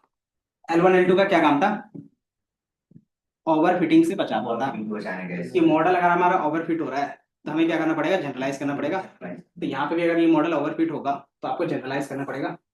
तो यहाँ पे भी क्या कर सकते हैं, यहाँ पे चूज कर सकते हैं, ठीक है। जैसे यहाँ पे होगा ना, रेगुलाइजेशन अभी कुछ भी यूज नहीं है, L1 L2 दिख रहा है, तो सेम यही चीज जो हमने मशीन लर्निंग पढ़ा था सेम चीज यहाँ पे पूछेगा। अब ये कितना हमें क्या करना है, रिड्यूस करना है, उसके क्या है, पॉइंट की वैल्यूज है, क्या आपका जो रेगुलेशन से इतने पॉइंट होना चाहिए, इतना इतना इतना हमें रिड्यूस करेंगे। दूसरा हमारे पास होता है लर्निंग रेट। लर्निंग रेट मतलब कि ये जो वेट्स हैं, जो डब्ल्यू की वैल्यूज थी यहाँ पे, ये ये कितने से हर बार चेंज हो सकता है, ठीक है। मान लो 1.6 है, अगली बार से कितनी बार में चेंज करना है, तो 0.03 का डिफरेंस होना चाहिए, ठीक है। तो जब दूसरी बार होगा, क्योंकि अभी मॉडल फिट हो चुका है, तभी क्या है, आपको बेस्ट इतना ही दे पा रहा है, तो ये इतना ही दिख रहा है, ठीक है। और स्टार्टिंग में ये देखते तो बार बार चेंज होता था, तो ये कितने के रेट पे चेंज होगा, तो 0.03। ऐसा क्यों करेंगे, क्योंकि अगर ये ज्यादा रख दोगे तो भी क्या होगा, ये ओवर शूट हो जाएगा, तो ये क्या होगा, अंडर फिट हो जाएगा। अगर बहुत कम रख दोगे तो क्या होगा, ये स्टेप बहुत ज्यादा स्लो हो जाएगा, और आपको बहुत ज्यादा स्टेप चाहिए होंगे फिर, है ना। तो इसके लिए हम कहते हैं जनरलाइज वे पे रखते हैं। तो यहाँ क्या होता है, ये सारे वैल्यूज है जो एक जनरल वैल्यूज है जो आप लर्निंग रेट के लिए रखते हो, ठीक है, स्टैंडर्ड वैल्यू बोल सकते हो, लेकिन इसके जगह पे आप कुछ भी रख सकते हो, नो डाउट, ठीक है। तो ये टर्म्स होते हैं जो हमें यूज करने होंगे, ठीक है। बिहाइंड द सीन्स इसमें क्या क्या रन हो रहा होगा, जैसे ये ट्रेनिंग टेस्टिंग हो रहा है, तो ये कैसे कैलकुलेट हो रहा होगा, लॉस मीन स्क्वायर एरर, है ना। कैटेगरिकल है तो कैटेगरिकल एरर्स के थ्रू होता है। अब ये वापस यहाँ पे जाता होगा, ये सबको अपडेट करता होगा, फिर अगेन जाता होगा, तो ये सारा चीज चलते रहता है, ठीक है। अब यही चीज हमें क्या करना है, सीखना है। तो उसमें से पहला स्टेप हम ये स्टार्ट कर रहे थे। अब आपको समझ में आ रहा होगा कि हम एक्टिवेशन फंक्शन क्यों पढ़ रहे हैं, इंपॉर्टेंस की सिंपल इक्वेशन है, बट नॉन लिनियरिटी ऐड करने के लिए हमें ये पढ़ना बहुत जरूरी है, ठीक है। अब ये क्या था, एक डेमो टाइप का था इसका, जो आपको क्या मिल जाता है, टेंसर फ्लो के अंदर मिल जाता है, ठीक है। टेंसर फ्लो एक लाइब्रेरी है जिसमें आप न्यूरल नेटवर्क के बेस पे सारी चीजें पहले से डिफाइन होती है, ठीक है। और ये टेंसर फ्लो है किसका, तो ये गूगल का है, ठीक है। अब एक्टिवेशंस को थोड़ा सा स्टार्ट करते हैं, ये कितने टाइप्स के हो सकते हैं, ठीक है। तो ये अलग अलग टाइप्स के हैं, ठीक है। सिंपल इसका क्या रहेगा, वैल्यू को वो चेंज करेगा, ट्रांसफॉर्म करेगा, ठीक है। और यहाँ पे किस तरीके से ट्रांसफॉर्म करेगा, तो लीनियर से नॉन लीनियर में, ये दिख रहा है, नॉन लीनियर थोड़ा सा लाइन को क्या कर रहा है, कर्व कर रहा है। सर जैसे कि यहाँ पे इक्वेशन चल रही है, इक्वेशन भी पूछ सकते हैं इंटरव्यू में, कुछ डेफिनेशन पूछते हैं। जैसे 10H हो गया, रेलू हो गया, इस ये होता क्या है और इसका काम क्या है, और ये कहाँ पे यूज होता है, तीन चीजें क्वेश्चन रहते हैं। बोलते हैं कि ये लिख के रिकॉर्ड फॉर्मूला, ये तो मैं लिखता हूँ। कोई नहीं, अभी हम पढ़ते हैं ना, पढ़ने के बाद बताना कि ये तुम लिख पाओगे आगे जाके कि नहीं लिख पाओगे, ठीक है। ये तो बोलते न्यू हैं लाइन इक्वेशन वाला। तो हमें पता चल गया न्यूरल नेटवर्क में एक्टिवेशन फंक्शंस का क्या रोल है ना। और सबसे ज्यादा इंपॉर्टेंट रोल यही रहता है। यहाँ पे एक नॉर्मल रियल वर्ल्ड एग्जांपल है। रियल वर्ल्ड मतलब जैसे मान लो क्या है, ए पॉइंट से बी पॉइंट में आपको क्या करना है, एक पाइपलाइन बिछानी है, ठीक है। बीच में ये जो ब्लैक देख रहे हैं ब्लॉक्स, ये क्या है, हाउस है। तो आप उसका क्या कर सकते हो, कंस्ट्रक्शन तो उसके घर में नहीं कर सकते, तो फिर इसको क्या करना है, आपको यहाँ से यहाँ तक पहुंचाना है, तो कैसे पहुंचाओगे, जब जहाँ पर जैसे जगह मिलेगी उसके हिसाब से पहुंचे, हम्म, टेढ़ा मेढ़ा। टेढ़ा मेढ़ा करके। तो किस तरीके से करते हो, तो पहले क्या करते हो, स्टार्टिंग में थोड़ा सा यहाँ पे इस तरीके से कर्व करके ले जाते हो, है ना। फिर ऐसे लेके जाते हो, फिर यहाँ पे इस तरीके से क्या करते हो, ऊपर लेके फिर इस तरीके से कर्व करते हो, फिर इस तरीके से लेके जाते हो, है ना। तो रियल वर्ल्ड में क्या होता है कि अगर हमारा बिजनेस प्रॉब्लम है स्ट्रेट लाइन के बेस पे सॉल्व नहीं होता, तो हम उसे क्या करते हैं, बीच बीच से टर्न करते हैं, है ना। तो ये टर्न कैसे हो सकता है, तो बीच में क्या करते हैं, यहाँ से यहाँ के बीच का जो पाइप रहता है वो काट के थोड़ा सा क्या करते हैं, बैंड पाइप वहाँ पे ऐड करते हैं। तो सेम चीज यहाँ पे भी हम लोग करते हैं, ठीक है, न्यूरल नेटवर्क में, कि जहाँ पे हमें बैंड करना है और ये ऑटोमेटिकली ऐड होता है, ठीक है। ये जो हम ऐड करते हैं ना, इसको बता देते हैं कि मुझे क्या करना है, बैंड करना है, कहाँ पे बैंड करना है, वो डेटा के हिसाब से अपने आप चूज कर लेता है। कैसे चूज करता होगा, क्योंकि उसके पास पहले से वाई लेबल है कि ये इनपुट है, इसके बेस पे यही आउटपुट आना चाहिए, अगर नहीं आ रहा है मतलब तू गलत हो, तो वो क्या करेगा, अपने आप को सही करेगा इटरेशन के थ्रू, मतलब लूप के थ्रू बोल सकते हैं एक तरीके से, ठीक है। तो वो चीज़ सही करेगा तो ऑटोमेटिकली उसको पता चल जाएगा कि नहीं यहाँ पे हमें वैल्यू चेंज करना है, तो ये क्या होगा, आपका चेंज हो जाएगा, ठीक है। तो ये क्या हो गया, एक रियल वर्ल्ड प्रॉब्लम के बेस पे इसी चीज को मैथमेटिकली देखना है, तो आप यहाँ से देख सकते हो, ठीक है। इसका वेबसाइट का लिंक होगा ये नीचे, ठीक है। कोरा के अंदर इसका क्या है, मैथमेटिकल पूरा डिटेल में है, ठीक है, कि क्यों ऐड हो रहा है। अब इसमें होता है टाइप्स, 3 टाइप्स का होता है। पहला binary, linear, non linear. Binary का मतलब क्या हो गया, 0 1, ठीक है। उसके अंदर कोई भी डेटा पास करोगे वो 0 से 1 के बीच में कन्वर्ट करके आपको दे देगा, ठीक है। तो ये सिंपल इसका क्या है, इक्वेशन है, ठीक है। अगर नंबर क्या है, 0 से ज्यादा ही कम है तो वो 0 रिटर्न करेगा, अगर 0 से ज्यादा है तो वो क्या रिटर्न करेगा, 1, ठीक है। तो उसका आप ग्राफ बनाओगे तो कुछ इसी तरीके से ग्राफ बनेगा, ठीक है। एक मिनट रहना। बाकी दूसरा आपको पता है, लीनियर और नॉन लीनियर, ये ना। नॉन लीनियर में पहला ये, हेलो हेलो,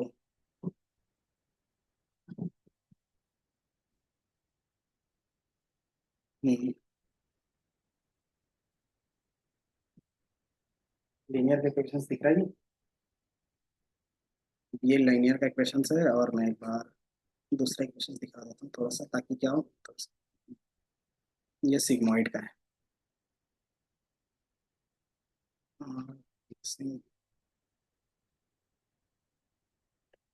लास्ट में वही क्वेश्चन मैं उसको दिखा देता हूँ। चलो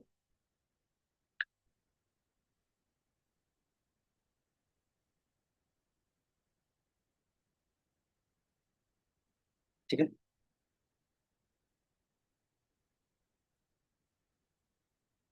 बाइनरी का ये था ना। बाइनरी का एडवांटेज क्या है कि आपको कोई भी नंबर 0 1 में कन्वर्ट होकर मिल जाएगा, तो सिंपली आप कोई भी बाइनरी प्रॉब्लम सॉल्व करना चाहते हो तो इजीली सॉल्व कर सकते हो। ठीक है। बट इसका डिसएडवांटेज भी होगा। डिसएडवांटेज क्या लिख रहा है? Non differentiable. इसका मीनिंग क्या होगा? जैसे हम लोग क्या कर रहे थे, एक फॉर्मूला था मीन स्क्वायर एरर का, ठीक है, और ये हमें क्या चाहिए था? मिनिमम चाहिए था, है ना। कि ये अगर एरर मिनिमम होगा तभी क्या होगा? हमारा बेस्ट मॉडल होगा। ठीक है। अब ये मिनिमम किसके बेस पे करते थे? तो ये जो मिनिमम करते थे, हमारे पास जो वैल्यू रहता था, एक्स और वाई को तो चेंज नहीं कर सकते, तो एम या फिर डब्ल्यू बोल देते थे, W1 W2 W3, ये सारे वैल्यूज थे।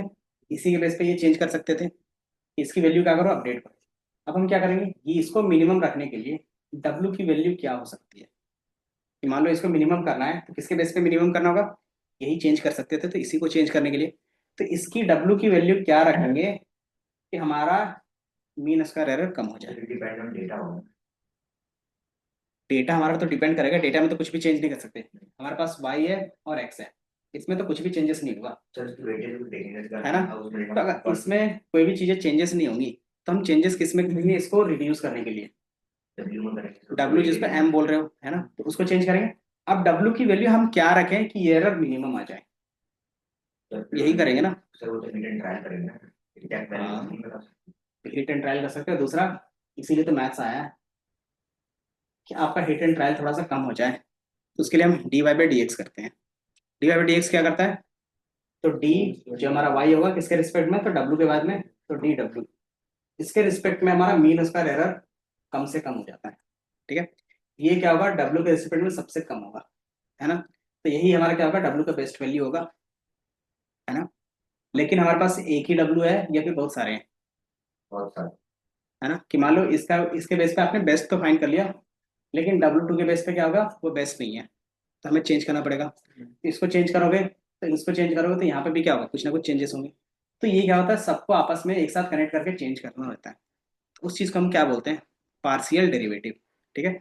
कि dy/dx करते थे ना, अब क्या करोगे? dy/dt या फिर dw1 then dw1 with respect to dw2, इस तरीके से क्या करोगे?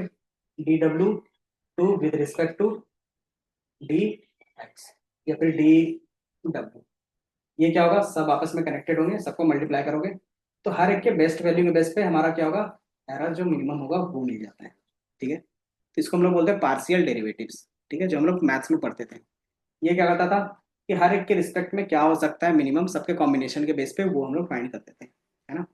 लेकिन किसी भी चीज का dy/dx नहीं होता, हर चीज का dy/dx नहीं कर सकते।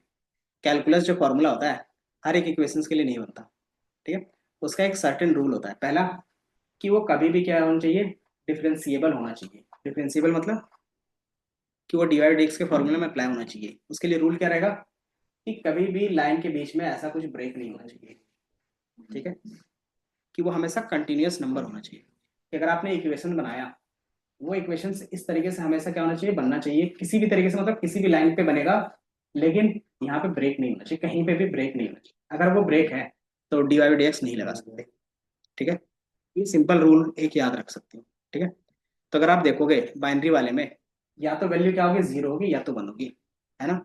अब बीच में क्या है? गैप है। 0.5 नहीं हो रहा, 0.6 नहीं हो रहा, मतलब कि कोई भी वैल्यू ले लोगे तो इसके बीच में कोई भी वैल्यू नहीं है, मतलब ये हमेशा क्या रहेगा? इम्पिटी रहेगा बीच का, मतलब ये लाइन आपस में कभी भी कनेक्ट नहीं होगा। अगर नहीं होगा तो ये dy/dx नहीं देगा, मतलब आप इसको डिफरेंशिएट नहीं कर सकते। तो सबसे बड़ा डिसएडवांटेज यही है। ठीक है। तो अगर डिसएडवांटेज है तो हम एज अ फॉर्मूला इसको यूज नहीं करेंगे। ठीक है। तो क्या यूज करोगे? तो सिंपल, अभी हम लीनियर में देख रहे हैं, अभी नॉन लीनियर का देख लिया ना। ये समझ में आया? तो ये सिंपल एग्जांपल है, किस लिए यूज करेंगे, कोड में क्या लिखोगे तो सिंपल बाइनरी स्टेप लिखते हैं, ये अप्लाई हो जाता है, ठीक है। देन आता है लीनियर। लीनियर का सिंपल फॉर्मूला होता है F of X equal to X. इसका मीनिंग क्या रहा, मैथ्स में पढ़ा था ना बचपन में, लिखने का तरीका y इक्वल टू एक्स बोलते हैं ना, तो फंक्शंस बोल देते हैं कि अगर आप y नहीं लिख रहे तो उसकी जगह पे क्या लिखते थे, एफ ऑफ एक्स लिखते थे बस, ठीक है। तो यहाँ y इक्वल टू एक्स क्यों होगा, क्योंकि जो y का होगा वही x की वैल्यू होगी, तो ये इस तरीके से स्ट्रेट लाइन देगा, ठीक है। अब इसमें क्या है कि आपका कहीं पे भी ब्रेकिंग पॉइंट नहीं है ना, तो मतलब ये हमारा परफेक्ट है, काम कर सकता है ना। सिग्मोइड का अंतर डाल देंगे तो क्या होगा, काम बन सकता है। बट ये क्या करेगा, सिर्फ लीनियर प्रॉब्लम सॉल्व करेगा, नॉन लीनियर कभी भी सॉल्व नहीं करेगा, ठीक है। तो इसको हम सिर्फ लीनियर के लिए रख सकते हैं, है ना, नॉन लीनियर के लिए कभी भी नहीं रख सकते। तो ये इसका क्या रहा, डिसएडवांटेज है, ठीक है। तो यहाँ पे टू मेजर प्रॉब्लम्स आएंगे। पहला, बैक प्रोपेगेशन करेंगे तो ये कांस्टेंट वैल्यू देगा, क्यों, क्योंकि ये लाइन इक्वेशन है, ठीक है। दूसरा हमारे पास क्या रहेगा, ये कभी भी लीनियर प्रॉब्लम के लिए सॉल्व करेगा और किसी के लिए सॉल्व नहीं करेगा, ठीक है। और ये लीनियर के लिए क्यों करता है, क्योंकि इसमें क्या होता है कि जो वैल्यूज होती हैं डेरिवेटिव का, ठीक है, D Y by D X इसका करोगे, ये साइन का है क्या, अच्छा यहाँ पे इमेज साइन का है, सिग्मोइड का आ गया ना, कोई बात नहीं। इसका how why does not linear equation in other layers, double double linear आ गए, मेरे ख्याल से ये बीच में आ गया होगा, इसको मैं नीचे रख देता हूँ, ठीक है। ये दिख रहा है, क्योंकि इसके रेंज अलग होते हैं लीनियर एक्टिवेशन फंक्शन के लिए, सिंपल इसका लाइन इक्वेशंस। दूसरा हमारे पास क्या होगा, ये इमेज पे भी मत जाओ, ये इमेज क्या है, सिग्मोइड का है, ठीक है। तो ये नॉन लीनियर प्रॉब्लम को नहीं सॉल्व कर पाता, इसलिए हम क्या कहते हैं, नॉन लीनियर प्रॉब्लम पे जाते हैं, ठीक है। नॉन लीनियर होता क्या है, तो सिंपली एक कर्व लाइन होगा और कुछ नहीं है, ठीक है। कर्व लाइन अगर हमारे पास ड्रॉ होता है तो ऑटोमेटिकली हम क्या करते हैं, सारे काम कर सकते हैं। अब नॉन लीनियर में क्या होगा, हमारे पास अलग अलग प्रॉब्लम आएंगे, ठीक है। तो कुछ हम लोग जो पहले से यूज कर रहे थे किसमें, मशीन लर्निंग में, सिग्मॉइड यूज किया था, किसके अंदर, लॉजिस्टिक के अंदर यूज किया था, है ना। हाइपरबोलिक भी यूज कर सकते थे कभी कभी, इसका रेंज -1 से +1 के बीच में होता है, ठीक है। इसका रेंज 0 से 1 के बीच में होता है, ठीक है। रेलू, लीकी रेलू और एक्सपोनेंशियल रेलू का यूज करते हैं, ठीक है। टाइप्स यहाँ आपको दिख रहा होगा, पहला सिग्मॉइड जिसको लॉजिस्टिक भी बोलते थे, 10H जो हाइपरबोलिक होता है, रेलू जो हम लोग देख रहे थे पिछले क्लास में, और उसी का अलग अलग वेरिएंट है, ठीक है। अब इसमें से हम एक एक करके देखेंगे, ठीक है। अब हम कौन सा एक्टिवेशन फंक्शंस किस लिए यूज करते हैं तो वो डिपेंड करेगा बिजनेस प्रॉब्लम पे, ठीक है। अगर आप क्लासिफिकेशंस यूज कर रहे हो तो ये इधर चले जाओगे, अगर क्लासिफिकेशंस में बाइनरी यूज कर रहे हो तो उसके लिए सॉफ्टमैक्स यूज कर सकते हो, ठीक है। मल्टी क्लासेस सॉरी सिग्मॉइड अगर मल्टी क्लास के लिए कर रहे हो तो सॉफ्टमैक्स, ठीक है। अगर मल्टी लेवल के लिए कर रहे हो तो सिग्मॉइड। तो दोनों में से क्या कर सकते हो, सिग्मॉइड का, और रिग्रेशंस के लिए लीनियर एक्टिवेशन का यूज कर सकते हो। लेकिन हम इन्हें रेलू कहाँ पे यूज करेंगे, तो ये जो होते हैं वो लास्ट लेयर के लिए होता है कि एज अ आउटपुट क्या चाहिए, तो सिग्मॉइड के बेस पे आउटपुट चाहिए, सॉफ्टमैक्स के बेस पे चाहिए, लीनियर चाहिए, तो यहाँ से ये यूज कर रहे हैं। लेकिन बीच में जो कैलकुलेशंस होगा उसके लिए हम क्या करते हैं, अलग अलग यूज करते हैं, ठीक है। तो उसके लिए कॉन्सेप्ट आता है एक्टिवेशन फंक्शंस में सेचुरेशन और अनसेचुरेशन का। सेचुरेशन होता क्या है, बोलते हैं ना कि ये केमिस्ट्री और नॉर्मल में नहीं बोलते कि ये मार्केट सेचुरेट हो गया, क्या होता है मीनिंग, मतलब सर वो बताओ। saturation का तो वो होता है ना, फोटोग्राफी lately भी तो सेचुरेट हो गया। अगर सेचुरेशन का तो होता है ना कि मतलब क्या कहते हैं, देख जैसे क्या समझाऊं तो वर्ड्स में, इसमें दो चीजें मिक्स अप है चीज, ठीक है। सेचुरेटर कोई एक चीज किसी एक चीज से अलग होगा अपने आप में, तो सेचुरेट हो गई, मतलब अपने आप में अलग होगी वो, और बाकी सारी चीजें से। मतलब एक बिल्कुल दुनिया से दूर हो गया अपने आप को सेचुरेट करना, तो ऐसे समझाता हूँ। क्या हो गया, तो मीनिंग समझाऊंगा सेचुरेशन की वैसे। देखो ये टर्म्स ना इंटरनली हमें यूज नहीं करना, बट क्या है, अगर ये समझ में आएगा ना तो तुम्हें ये पता चलेगा कि एक एआई काम कैसे करता है, ठीक है, और कुछ नहीं। सेचुरेशन की मीनिंग जो मैंने बताई बताई सही है गलत? बताओ। तो खुद को तो एक ग्रुप से अलग करके सेचुरेट करना, अपने आप को अलग करना। नहीं, नहीं, तो ये है। सिचुएशन का मतलब होता है कि एक पॉइंट आता है जो पीक पॉइंट होता है, उससे ज्यादा वो कभी भी नहीं जा सकता, है ना। हर जगह मीनिंग बना ले। अच्छा वो इकोनॉमिक्स में जैसे पॉइंट ऑफ सैनिटी है तो ये सब चीजें जैसे बोलते हैं ना, जैसे बोलते हैं ना कि अब क्या है, जैसे पहले क्या करते थे बच्चे, सेचुरेशन वाला, दूसरा रियल वर्ल्ड में, दूसरा जब 90s में क्या होता था, डॉक्टर और इंजीनियर का क्रेज था सबको डॉक्टर और इंजीनियर बनना था, है ना। तो 10-15 के बीच में क्या हुआ, एक सेचुरेशन पॉइंट आ गया, मतलब इतने सारे डॉक्टर इंजीनियर्स हो गए, तो डॉक्टर तो नहीं है, इंजीनियर्स इतने ज्यादा हो गए कि उसका क्या हो गया, पीक पॉइंट हो गया। अब उसके बेस पे कोई भी जॉब अच्छी से नहीं लगती, है ना। तो फिर क्या किया लोगों ने, फिर वो उसके बेस पे उस फील्ड में नहीं जाने लगे, है ना, क्योंकि उसका पीक पहुंच गया है। अब उसमें क्या वैसा कुछ ग्रोथ नहीं दिख रहा है, तो फिर क्या करते हैं, दूसरा पॉइंट लेते हैं, है ना। उसमें भी क्या करते हैं, कुछ नया ट्रेंड आता है, उसमें भी क्या करते हैं, सारी चीजें फॉलो करते हैं, उसमें भी क्या आता है, पीक पहुंच जाता है, पीक पहुंचने के बाद क्या करते हैं कि वो भी फिर आगे वाले पॉइंट को फॉलो नहीं करते, है ना। सेम यहाँ पे भी होगा, ठीक है। जब भी आप क्या करते हो, डीवाई बाई डी एक्स करोगे, तो एक ऐसा टाइम आएगा जहाँ पे चेंज होगा ही नहीं। अगर चेंज होगा ही नहीं तो मॉडल इंप्रूव होगा ही नहीं, है ना। तो मान लो आपको एरर रिड्यूस करना था, अब मान लो डीवाई बाई डी एक्स कर रहे हो, बार बार वैल्यू जीरो आ रहा है, तो वो चेंज तो होगा नहीं, है ना। अगर वो चेंज नहीं होगा तो क्या होगा, मॉडल इंप्रूव होगा नहीं, है ना। तो मॉडल इंप्रूव नहीं होगा तो उसको अप्लाई करने से कोई बेनिफिट नहीं होगा, ठीक है। तो कोई भी इक्वेशन होता है ना, तो दो तरीके से काम करता है, ठीक है, सेचुरेशंस और नॉन सेचुरेशन के बेस अनसेचुरेटेड। जैसे एक सिंपल मैथ्स का एग्जांपल ले लेते हैं कि मेरे पास क्या है, एक्स क्यूब है, ठीक है, तो एक्स क्यूब है, इसका डिवाइड बाई डी एक्स करना है। इसका सिंपल एक बार फॉर्मूला बता देता हूँ। फॉर्मूला सिंपल होता है कि जो भी हमारे पास वैल्यू होगा, power N into X N minus one होता है, ये इसका डिवाइड बाई डी एक्स होता है, ठीक है। अब आपको क्या करना है, डिवाइड बाई डी एक्स करना है, तो क्या आएगा इसका, तो टू तो एक कांस्टेंट है, तो वो तो उसके साथ मल्टीप्लाई में रहेगा, है ना। तो इसके एक्स क्यूब का क्या होगा, 3 इंटू एक्स स्क्वायर, यही होगा। तो कितना आ गया, 6 एक्स स्क्वायर आ गया, है ना, एक बार किया। अब इस तरीके से मान लो आपने एक न्यूरल नेटवर्क ऐड किया था, इस तरीके से बीच में ऐड किया था, याद होगा तो, है ना, इस तरीके से रिजल्ट आ रहा था, अभी देखा था, है ना। तो यहाँ से मुझे क्या है कि ये हमारा रिजल्ट हमारा, ये हमारा वाई है। एक बार D Y by D X के मतलब एक स्टेप आप पीछे आ रहे हो, मतलब इस डब्ल्यू के बेस पे क्या करो, डिफाइन करो। ये W1 हो गया, इसको W2 W3 और W4, यहाँ पे भी इस तरीके से मल्टीपल डब्ल्यूज थे ना।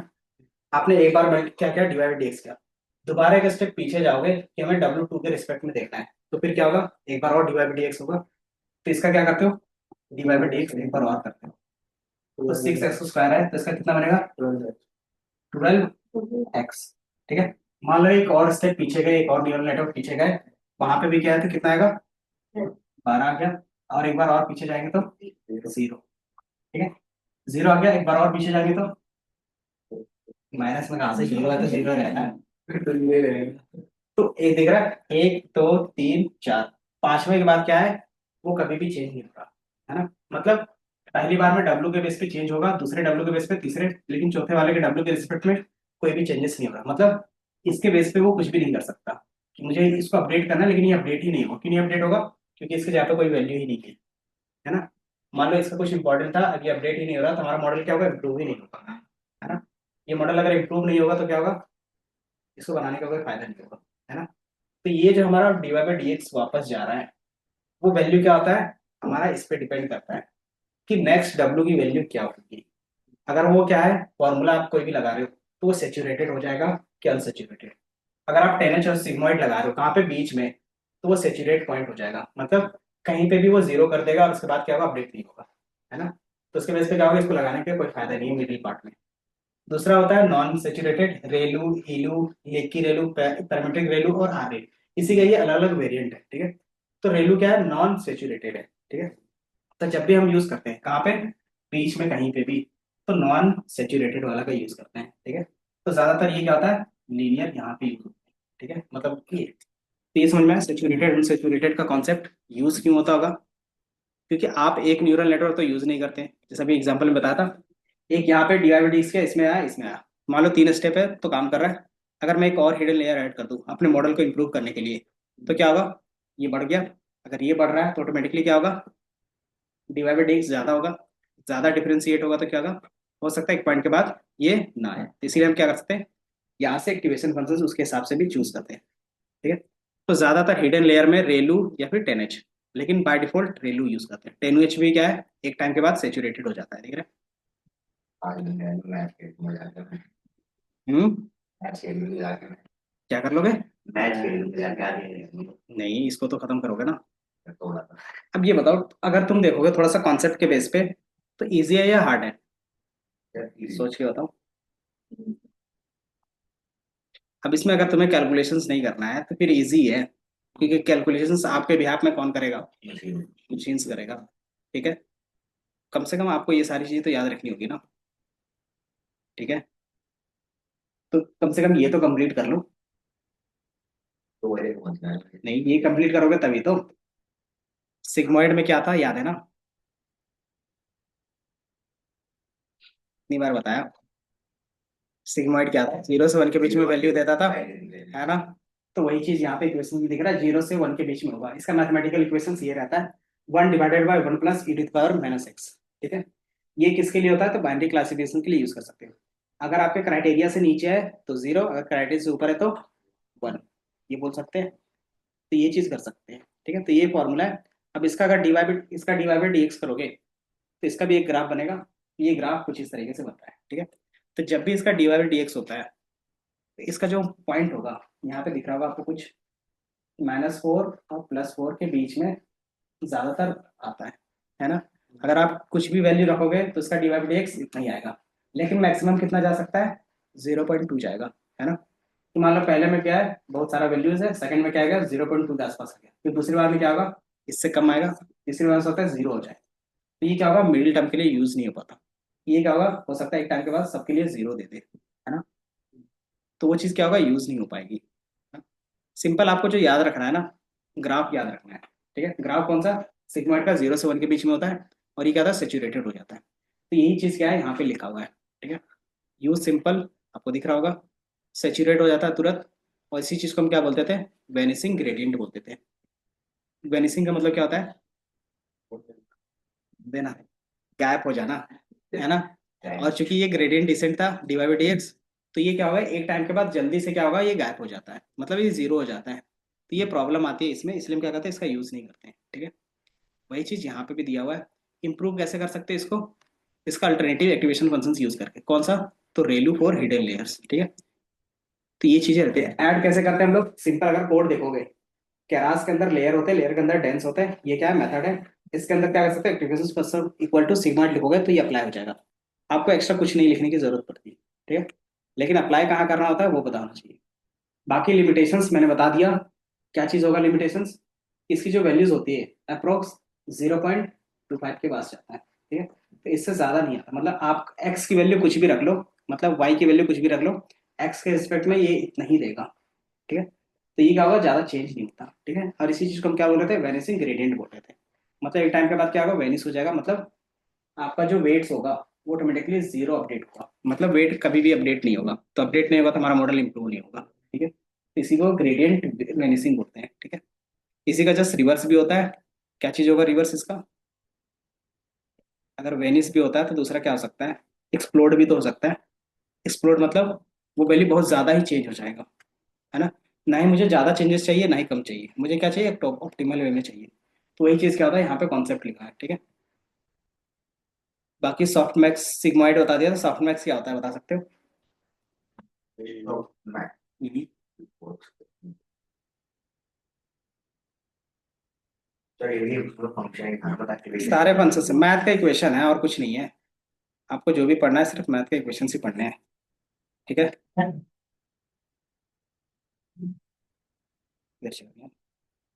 सॉफ्ट मैक्स दिख रहा है, यहाँ पे लिखा होगा सिग्मॉइड सॉफ्ट मैक्स। और फोकस ऑन यूजिंग लॉ ये मेन टर्म होता है इसका। Calculating probability values probability improvise करता है मतलब वैल्यूज सिग्मॉइड जो था वो 0 से 1 के बीच में और ये हमारी प्रोबेबिलिटी देता है। ये भी 0 से 1 के बीच में दे रहा है, 0 से 1 के बीच में दिख रहा है ना? बट ये जो वैल्यू देगा वो प्रोबेबिलिटी के बेस पे देगा। प्रोबेबिलिटी होती क्या है? इस चीज की होने की संभावना। हाँ, तो आपके पास 4 वैल्यूज है, मान लो 4 वैल्यू है, चारों में से क्या है कि क्रिकेट सबसे बेस्ट कौन खेलता है, किसकी प्रोबेबिलिटी ज्यादा होगी? पता नहीं। पता नहीं। चलो मान लो कि मुझे नहीं आता क्रिकेट, ये भी उतना इंटरेस्ट नहीं है, तुम संडे संडे को खेल रहे हो, किसकी प्रोबेबिलिटी ज्यादा होगी, है ना? तो आपके फीचर्स के हिसाब से जो मेरे पास इनपुट रहेगा उसके बेसिस पे क्या होगा कि जो प्रोबेबिलिटी होगी, और प्रोबेबिलिटी कितने से कितने के बीच में होती है, सम करेंगे तो 100, 0 से 100 के बीच में होता है ना? तो मान लो मेरी प्रोबेबिलिटी जितनी होगी, अगर तुम्हारा क्या 90% है, तो मेरा क्या होगा 0.4 होगा, इसका 0.1 होगा, इसका 0.01 होगा, सबको मिलाएंगे तभी क्या होगा 100% प्रोबेबिलिटी, ये क्रिकेट खेलता है कि नहीं खेलता। तो वही चीज ये करता है, ठीक है? वो भी 0 से 1 के बीच में दे रहा था, ये भी 0 से 1 के बीच में देगा, इसमें एक्स्ट्रा प्रॉपर्टी ऐड होगा कि इसका जो सम करोगे वो हमेशा क्या होगा 1 आएगा, ठीक है? जैसे बोलते हैं ना हेड और टेल आने की प्रोबेबिलिटी क्या है, अगर हेड आने की प्रोबेबिलिटी 75% है, यानी कि कैसे निकाला, तो हम 100 से माइनस करते हैं, तो मतलब आपके पास एक या दो चीजें हैं तो 100 के बेस पे चलता है, ठीक है? तो ये क्या करेगा, आप कोई भी वैल्यू पास करोगे वो प्रोबेबिलिटी में चेंज करके 0 से 1 के बीच में दे देगा, ठीक है? ऐसा क्यों करते हैं? क्योंकि आपके पास मल्टी क्लास क्लासिफिकेशन के प्रॉब्लम रहते हैं। जैसे यहाँ पे क्या है, इसको जो कैंसर है वो नॉर्मल है, मिनिग्मा है, देन ग्लोमा है, या फिर एब्सिलेस है, ठीक है? मतलब स्टेज 1, स्टेज 2, स्टेज 3, स्टेज 4 है, कौन से टाइप का कैंसर है। तो वो डेटा डालोगे, प्रिडिक्ट करेगा, सिग्मॉइड के पास जाएगा, वो क्या करेगा सबकी प्रोबेबिलिटी कैलकुलेट करके दे देगा। तो स्टेज 2 की प्रोबेबिलिटी ज्यादा है तो वो दिखा देगा कि इसको जो कैंसर है वो स्टेज 2 का है, ठीक है? बाकी क्या होंगे आपको प्रोबेबिलिटी में कम दिखेंगे। चैट जीपीटी भी इसी तरीके से काम करता है, ठीक है? कि वो 4 आंसर ढूंढता है, 4 में से जिसकी प्रोबेबिलिटी ज्यादा होती है वो आंसर आपको रिजल्ट शो करता है, ठीक है? तो वो चीजें रहती हैं। ये समझ में आ गया सिग्मॉइड और सॉफ्टमैक्स में डिफरेंस? तो ये याद रखना होता है, ठीक है? हम्म। इसमें आप सिर्फ रेंज चेंज हो रहा, फॉर्मूला के बारे में कुछ अभी डिस्कस किया तो फिर इसमें देखो ना 10H क्या होता है, कुछ नहीं, बस अब मुझे अगर इस तरीके का लाइन चाहिए तो उसके लिए क्या बनेगा, अगर मान लो आपको कुछ, मान लो इस तरीके से मुझे क्या चाहिए, एक लाइन चाहिए, मुझे इस तरीके का लाइन चाहिए, तो इसके लिए कौन सा इक्वेशन होता है, इस तरीके से एक लाइन चाहिए तो इसका कौन सा इक्वेशन होता है, y equal to X square होता है, y equal to X cube ले लेंगे तो उसका किस तरीके से ग्राफ बनेगा, y इक्वल टू एक्स का, y equal to X cube है। अच्छा यहाँ पे ये वैल्यू ऊपर क्यों जाता है, ये x था ये y था, ये ऊपर क्यों जा रहा था याद है? तो हम क्योंकि हमारा x नेगेटिव होगा, मान लो नेगेटिव में क्या है -4 रखा, तो y कितना आएगा, पॉजिटिव में 16 आएगा, मतलब y हमेशा पॉजिटिव रहेगा, y नेगेटिव कभी जाएगा ही नहीं एक्स स्क्वायर में, तो ये दोनों लाइन क्या होगा इधर ही बन जाएगा। अब अगर हमने क्यूब किया है तो क्या होगा, माइनस वाला माइनस में चला जाएगा, प्लस वाला प्लस में ही रहेगा, मतलब कुछ इस तरीके से बनेगा, ठीक है? और यही चीज यहाँ पे भी अगर आपको क्या करना है, थोड़ा रेंज अलग तरीके से दिखाना है कि आपको इस तरीके से दिखाना है एस कर्व में, तो आप 10H का यूज कर सकते हैं। दूसरा 10H की प्रॉपर्टी ये तो है कि ये कोई भी डेटा होगा उसको 0 से -1 से +1 के बीच में कन्वर्ट कर देगा, ठीक है? जो इसका रेंज होता है वो -1 से लेकर +1 के बीच में होता है, ठीक है? तो रेंज कन्वर्ट हो गया, वैल्यू स्मॉल हो गई, है ना? अब ये चीज हम क्या कर सकते हैं, डायरेक्टली यूज कर सकते हैं, ठीक है? तो अगर आपको इस तरीके का कहीं पे लाइन चाहिए तो हम इसका यूज कर सकते हैं, ठीक है? तो आपको 10H में क्या याद रखना है कि ये हाइपरबोलिक टेंजेंट होता है, इसका यूज सिंपल कि रेंज 0 से 1 के सॉरी -1 से +1 के बीच में करने के लिए रहता है, ठीक है? और कहीं पे भी इसका यूज नहीं रहता। इसका अगर फॉर्मूला देखोगे तो सिग्मॉइड का क्या था 2x होता है, एंड यही चीजें हैं कि कब यूज करना चाहिए, कहाँ पे यूज करना चाहिए और क्यों यूज करना चाहिए, ठीक है? ये फास्ट कन्वर्ज होता है ड्यूरिंग ट्रेनिंग। इसका मतलब क्या हो गया, कॉन्सेप्ट आता है कन्वर्ज का, मतलब एक पॉइंट पर कंबाइन का। कि मुझे जो पॉइंट चाहिए था वो पॉइंट मुझे कौन जल्दी ला के देगा। मैंने 4 लोगों को काम में लगाया, चारों में से जो फास्ट करके देगा मैं उसी को रखूंगा ना, है ना? तो 10H अगर आप लगाते हो तो जो कन्वर्जन पॉइंट होता है, मतलब जो मीन स्क्वायर एरर आप फाइंड करना चाहते हो वो आपको ये जल्दी से ला के दे देगा, ठीक है? तो इसका कन्वर्जन पॉइंट फास्टर होता है, ठीक है? लेकिन इसके साथ इसका डिमेरिट क्या है कि ये सेचुरेटेड भी हो जाता है, ठीक है? हाँ एक पॉइंट के बाद, ठीक है? तो इसका एडवांटेज है तो इसके साथ डिसएडवांटेज भी है, ठीक है? तो हर एक आपको कोई भी परफेक्ट एक्टिवेशन फंक्शन अभी तक नहीं मिलेगा, ठीक है? तो सिम में क्या होता है, समय थोड़ा थोड़ा चेंजेस होते रहते हैं, ठीक है? तो इसका ये रहता है ये जीरो सेंटर्ड आउटपुट रहता है जो क्या करता है, फास्टर कन्वर्ज कर देता है। ठीक है, सिंपल ये हमारा क्या था, उसका ग्राफ था, और ये इसका क्या है, डेरिवेटिव का। डेरिवेटिव मतलब डी बाई डेक्स करोगे ना तो उसका जो ग्राफ बनेगा वो ये दिखा है। ठीक है, तो इसका जो वैल्यू है, अगर आप y की वैल्यू कितना भी रख लोगे, अगर उसकी वैल्यू -2 से +2 के बीच में है, तो उसमें D Y by D X कुछ ना कुछ वैल्यू आएगा। ठीक है, अगर उसके ज्यादा वैल्यू है तो ऑटोमेटिकली क्या वैल्यू आएगा, क्या वैल्यू आएगा, 0। ये दिख रहा है ना, ये लाइन क्या है, 0 में है। ये जो मैजेंटा लाइन है वो क्या है, 3 पॉइंट के बाद क्या है, 0 में चला गया। मतलब y की वैल्यू अगर 3 से ज्यादा होगी, उसका D Y by D X हमेशा 0 आएगा। ठीक है, तो ये सिंपल यहाँ पे आपको ग्राफ में क्या दिख रहा है, उसका डेरिवेटिव का फॉर्मूला दिख रहा है। मतलब जो भी आपका वैल्यू होना चाहिए वो -2 से +1 के बीच, +2 के बीच में होना चाहिए। ठीक है, तो मशीन लर्निंग में क्या होता है आपको नॉर्मलाइज करना डेटा कंपलसरी होता है, कि हर एक स्टेप के बाद नॉर्मलाइज करते हैं ताकि क्या हो, रेंज को हम फिक्स कर सके, है ना। तो रेंज को 0 से 1 के बीच में रखते हैं, -1 से +1 के बीच में रखते हैं। क्यों रखते हैं, तो मेन रीजन यही रहता है ताकि डेरिवेटिव के बेस पे क्या हो, कैलकुलेट हो सके। ठीक है, तो ये 10H का हो गया। सेम चीज यहाँ पे भी रहेगा। ये देखा, डेरिवेटिव निकालने के लिए mathematical equations D Y by D X किया गया है, तो आप ये देख सकते हो। ठीक है, बाकी मैथ में इंटरेस्ट नहीं तो हटा सकते हो। ठीक है, डिसएडवांटेज, वेनिसिंग ग्रेडियंट का प्रॉब्लम देता है। कंप्यूटेशन क्या होता है, कॉम्प्लेक्स होता है। क्यों कॉम्प्लेक्स होता है, क्योंकि देखोगे D Y by D X का फॉर्मूला ये है ना, तो ये फॉर्मूला उसके अंदर अप्लाई होगा हर एक इक्वेशंस के लिए। ठीक है, देन इसको हम दूर कैसे कर सकते हैं, तो अलग अलग अल्टरनेटिव यूज करके। ठीक है, तो अल्टरनेटिव में क्या आएगा, तो जो सबसे पहला आएगा वो रेलू रहेगा। रेलू का सिंपल कॉन्सेप्ट होता है, क्या कॉन्सेप्ट है, दिख रहा है कि अगर 0 से छोटा है तो सारा वैल्यू 0 होगा, और 0 से ज्यादा है तो जो वैल्यू एग्जैक्ट वैल्यू वही आएगा, है ना। इसका अगर डीवाई बाई डीएक्स करोगे तो कुछ इस तरीके से दिखेगा। ठीक है, कि 0 से जो छोटा है बाय डिफॉल्ट 0 रहेगा, तो उसका भी डीवाई बाई डीएक्स क्या आएगा, 0 ही आएगा। और जो 0 से ज्यादा होगा ऑटोमेटिकली क्या होगा, उसके 0 से ज्यादा आएगा, और उसकी जो वैल्यू आएगी वो हमेशा 1 के आसपास आएगी। तो मतलब ये हमारा क्या रहता है, हमेशा होता है। ठीक है, अब कब यूज करते हैं, ज्यादातर हम इसको हिडन लेयर में यूज करते हैं, मतलब बीच वाले पार्ट में। ठीक है, बीच वाले पार्ट में ऐड करने से क्या होता है, ये वैनिसिंग जल्दी नहीं होता। ठीक है, अगर वैनिसिंग भी होता है तो हम इसी में क्या करते हैं, थोड़ा सा अपडेट कर देते हैं। अपडेट मतलब यहाँ पे हम 0 जो पॉइंट ले रहे थे उसको क्या करेंगे, थोड़ा सा इंक्रीज कर देंगे। ठीक है, तो इसके अलग अलग क्या होंगे एडवांटेज, तो इसको हम क्या करते हैं, रेलू के बेस पे काम करते हैं। ठीक है, अगर आप इसका देखोगे इंपोर्ट करना, लीकी रेलू रहेगा क्या, रेलू का ही थोड़ा सा क्या है, अपडेटेड वर्जन है। इसमें हमने क्या किया है, जो नेगेटिव वैल्यू था पहले 0 हो जाता था, अब क्या होगा कि जो जितना वैल्यू रहेगा उसका 0 पॉइंट मतलब 10% हो जाएगा। अगर वैल्यू 100 है, -100 है, तो उसकी वैल्यू कितनी आ जाएगी, -10 हो जाएगी। मतलब उसको हम क्या करेंगे, बहुत ज्यादा रिड्यूस कर देंगे। ठीक है, रिड्यूस करने से क्या होगा कि जो पहले 0 का 0 ही आ रहा था उसका भी क्या होगा, कुछ ना कुछ वैल्यू आएगा। कुछ वैल्यू कुछ इस तरीके से जाएगी और कुछ इस तरीके से दिखेगा। दिख रहा है, तो ये हमारा क्या होगा, लीकी वैल्यू हो गया। ये किस चीज को सॉल्व करता था, तो जो नेगेटिव वैल्यू का इंपॉर्टेंस होता था पहले वाले में रिड्यूस हो जाता था, अब क्या है, उसका भी कुछ ना कुछ इंपॉर्टेंस रहेगा हमारे डेटा में। ठीक है, तो ये सारा चीज इसके थ्रू होता था। ठीक है, इन चीजों का डायरेक्टली हम अलग अलग इमेज पे CNN RNN जो भी बनाएंगे सब में यूज होगा। ठीक है, अब इसमें भी क्या डिमेरिट रहेगा, इसमें क्या डिमेरिट होगा कि 0.10% जो हमने बोला था ये हमेशा क्या होगा, फिक्स होगा। इसका मतलब क्या है कि जरूरी नहीं कि 10% है, हो सकता है कि जो नेगेटिव पार्ट है वो 50-100% जो भी था वो भी हो सकता है। तो हमने इसको क्या किया, चेंज कर दिया कि जहाँ पे आपने 0.1 रखा है आप अपनी मर्जी से कुछ भी रख सकते हैं।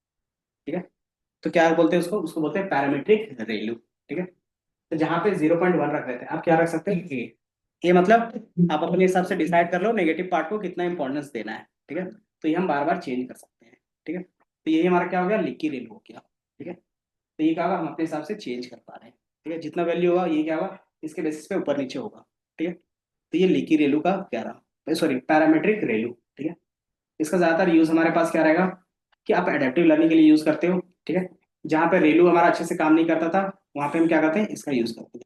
ठीक है, डिसएडवांटेज क्या है, अब यहाँ पे जो हमने ए यूज किया, अब हमें खुद से डिसाइड करना पड़ेगा कि ए की वैल्यू क्या रखनी है ना, क्योंकि ए की वैल्यू कुछ भी रख दोगे तो उसके बेस पे रिजल्ट कुछ भी आएगा। हम क्या करते हैं, उस पर एक्सपेरिमेंट करते हैं, किसको क्या बोलते थे, हाइपर पैरामीटर ट्यूनिंग, कि ए की कौन सी बेस्ट वैल्यू होगी जिसके बेस पे हमारा बेस्ट रिजल्ट आ जाए, है ना। तो ये थोड़ा सा टाइम कंज्यूमिंग होगा और इसमें नंबर ऑफ पैरामीटर्स बढ़ जाएंगे, है ना। और नंबर ऑफ पैरामीटर्स बढ़ जाएंगे तो रिस्क ऑफ ओवरफिटिंग का भी बढ़ जाएगा। और ये क्या होता है, स्मॉल डेटा में सही से काम नहीं करता। ठीक है। ऐसे मशीन डीप लर्निंग तो किसी भी स्मॉल डेटा पे काम नहीं करता, ठीक है। तो ये हो गया हमारे पास लीकी सॉरी पैरामीट्रिक रेलू का यूज, ठीक है।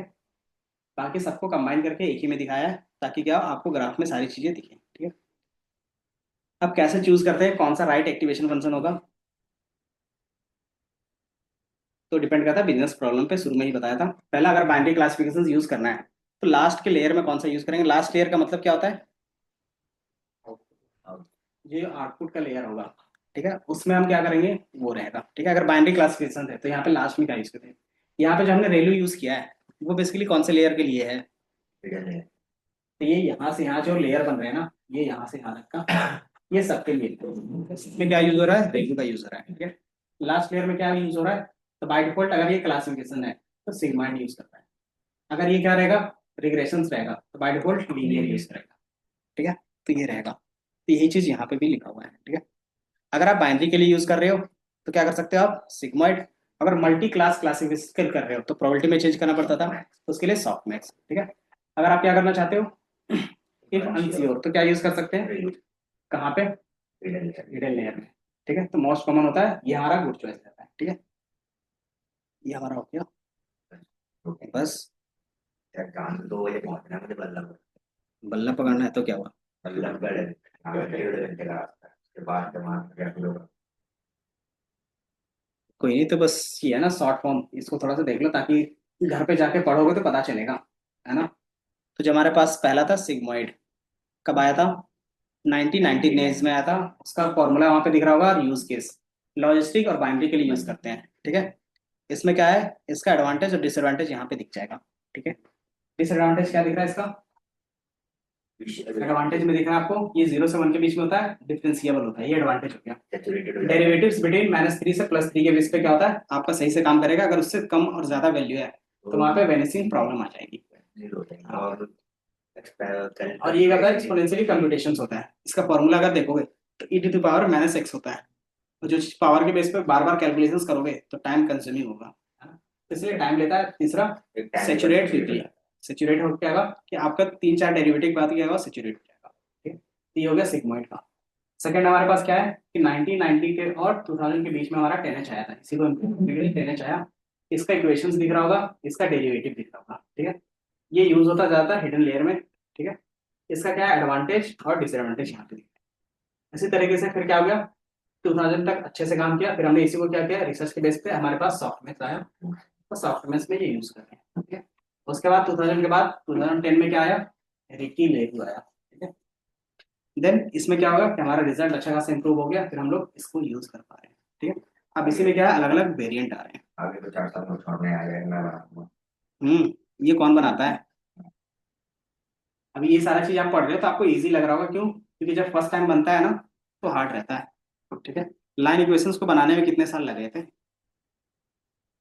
पता नहीं, तो मान लो कि 80s में आया था, 1880s में आया था, उससे पहले नहीं था, मतलब उतने साल लगते, ठीक है। उसके बाद सारी चीजें कौन क्या होता है एक्सप्लोर होता है। फिर हमारा 11 में आया लिकी रेलू, फिर 15 के आसपास में आया एक्सपोनेंशियल का, फिर 2018 में आया जी लेलू, फिर इसके बाद क्या आ गया 17 में स्विस। का अपडेटेड वर्जन आती है। एक चीज क्या होगा अपडेट होते हुए 2018-17 और 17 के बाद क्या है सारी चीजें चेंज हुई थी, याद है, क्योंकि हमें जितना चीजें जितना इक्वेशन चाहिए था सब मिल गया, ऑप्टिमल वर्जन भी मिल गया, हार्डवेयर भी आ गए, तो ऑटोमेटिकली क्या हो गया हमारा मॉडल इंप्रूव हो गया, ठीक है। तो वही चीज रहेगा। नेक्स्ट क्लास हमारा क्या रहेगा, लास्ट फंक्शन, जो आपने पढ़ा है वही फंक्शन है, तो ये आप पढ़ के आओगे कौन कौन सा, mean square error, mean absolute error, है ना, ये सारी चीजें तो log loss binary cross entropy के बेस पे होता है। ये वाली अपलोड कर दिया ना क्लास में। एंट्रोपी क्या होता था याद है ना डिसीजन ट्री में, देन फिर आपका ग्रेडियंट चलेगा dy/dx जिसको बोलते हैं, ये ऑप्टिमाइज करता है, इसमें अलग अलग ग्रेडियंट होंगे वो देख लेंगे।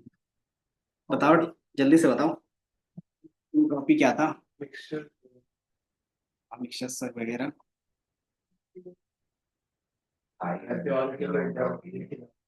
हाँ प्योरिटी एक बार सर्च करो जल्दी, तुम्हें भी सर्च करना है, नहीं अभी करना है, फोन में करता है लैपटॉप कर देता हूँ। इसका कोड तो देखना पड़ेगा ना तुम्हें, कोड तो दिखाना पड़ेगा ना, किसका न्यूरल नेटवर्क का एक न्यूरल नेटवर्क कोडिंग, ये इसका कोडिंग पार्ट है। तो जब आप बनाओगे तो एटलीस्ट थोड़ा सा पता होना चाहिए कि जितना हमने थ्योरी पढ़ा था उसका कोडिंग कितना होगा। ठीक है, तो यहाँ पे अगर थोड़ा सा देखोगे तो हमारे पास क्या है, हैंड डिजिट क्लासिफायर। ये हैंड डिजिट होता क्या है, हैंड डिजिट क्या रहेगा बता सकते हो?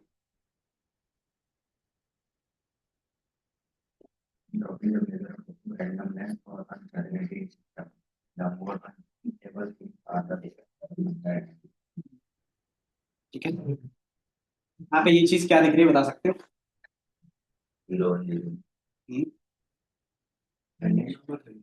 ऐसे तुम्हारा एआई की क्लासेस कितने घंटे का रहता है याद है? देखो 4 घंटे का रहता है, कम से कम 3 घंटे तो पढ़ोगे।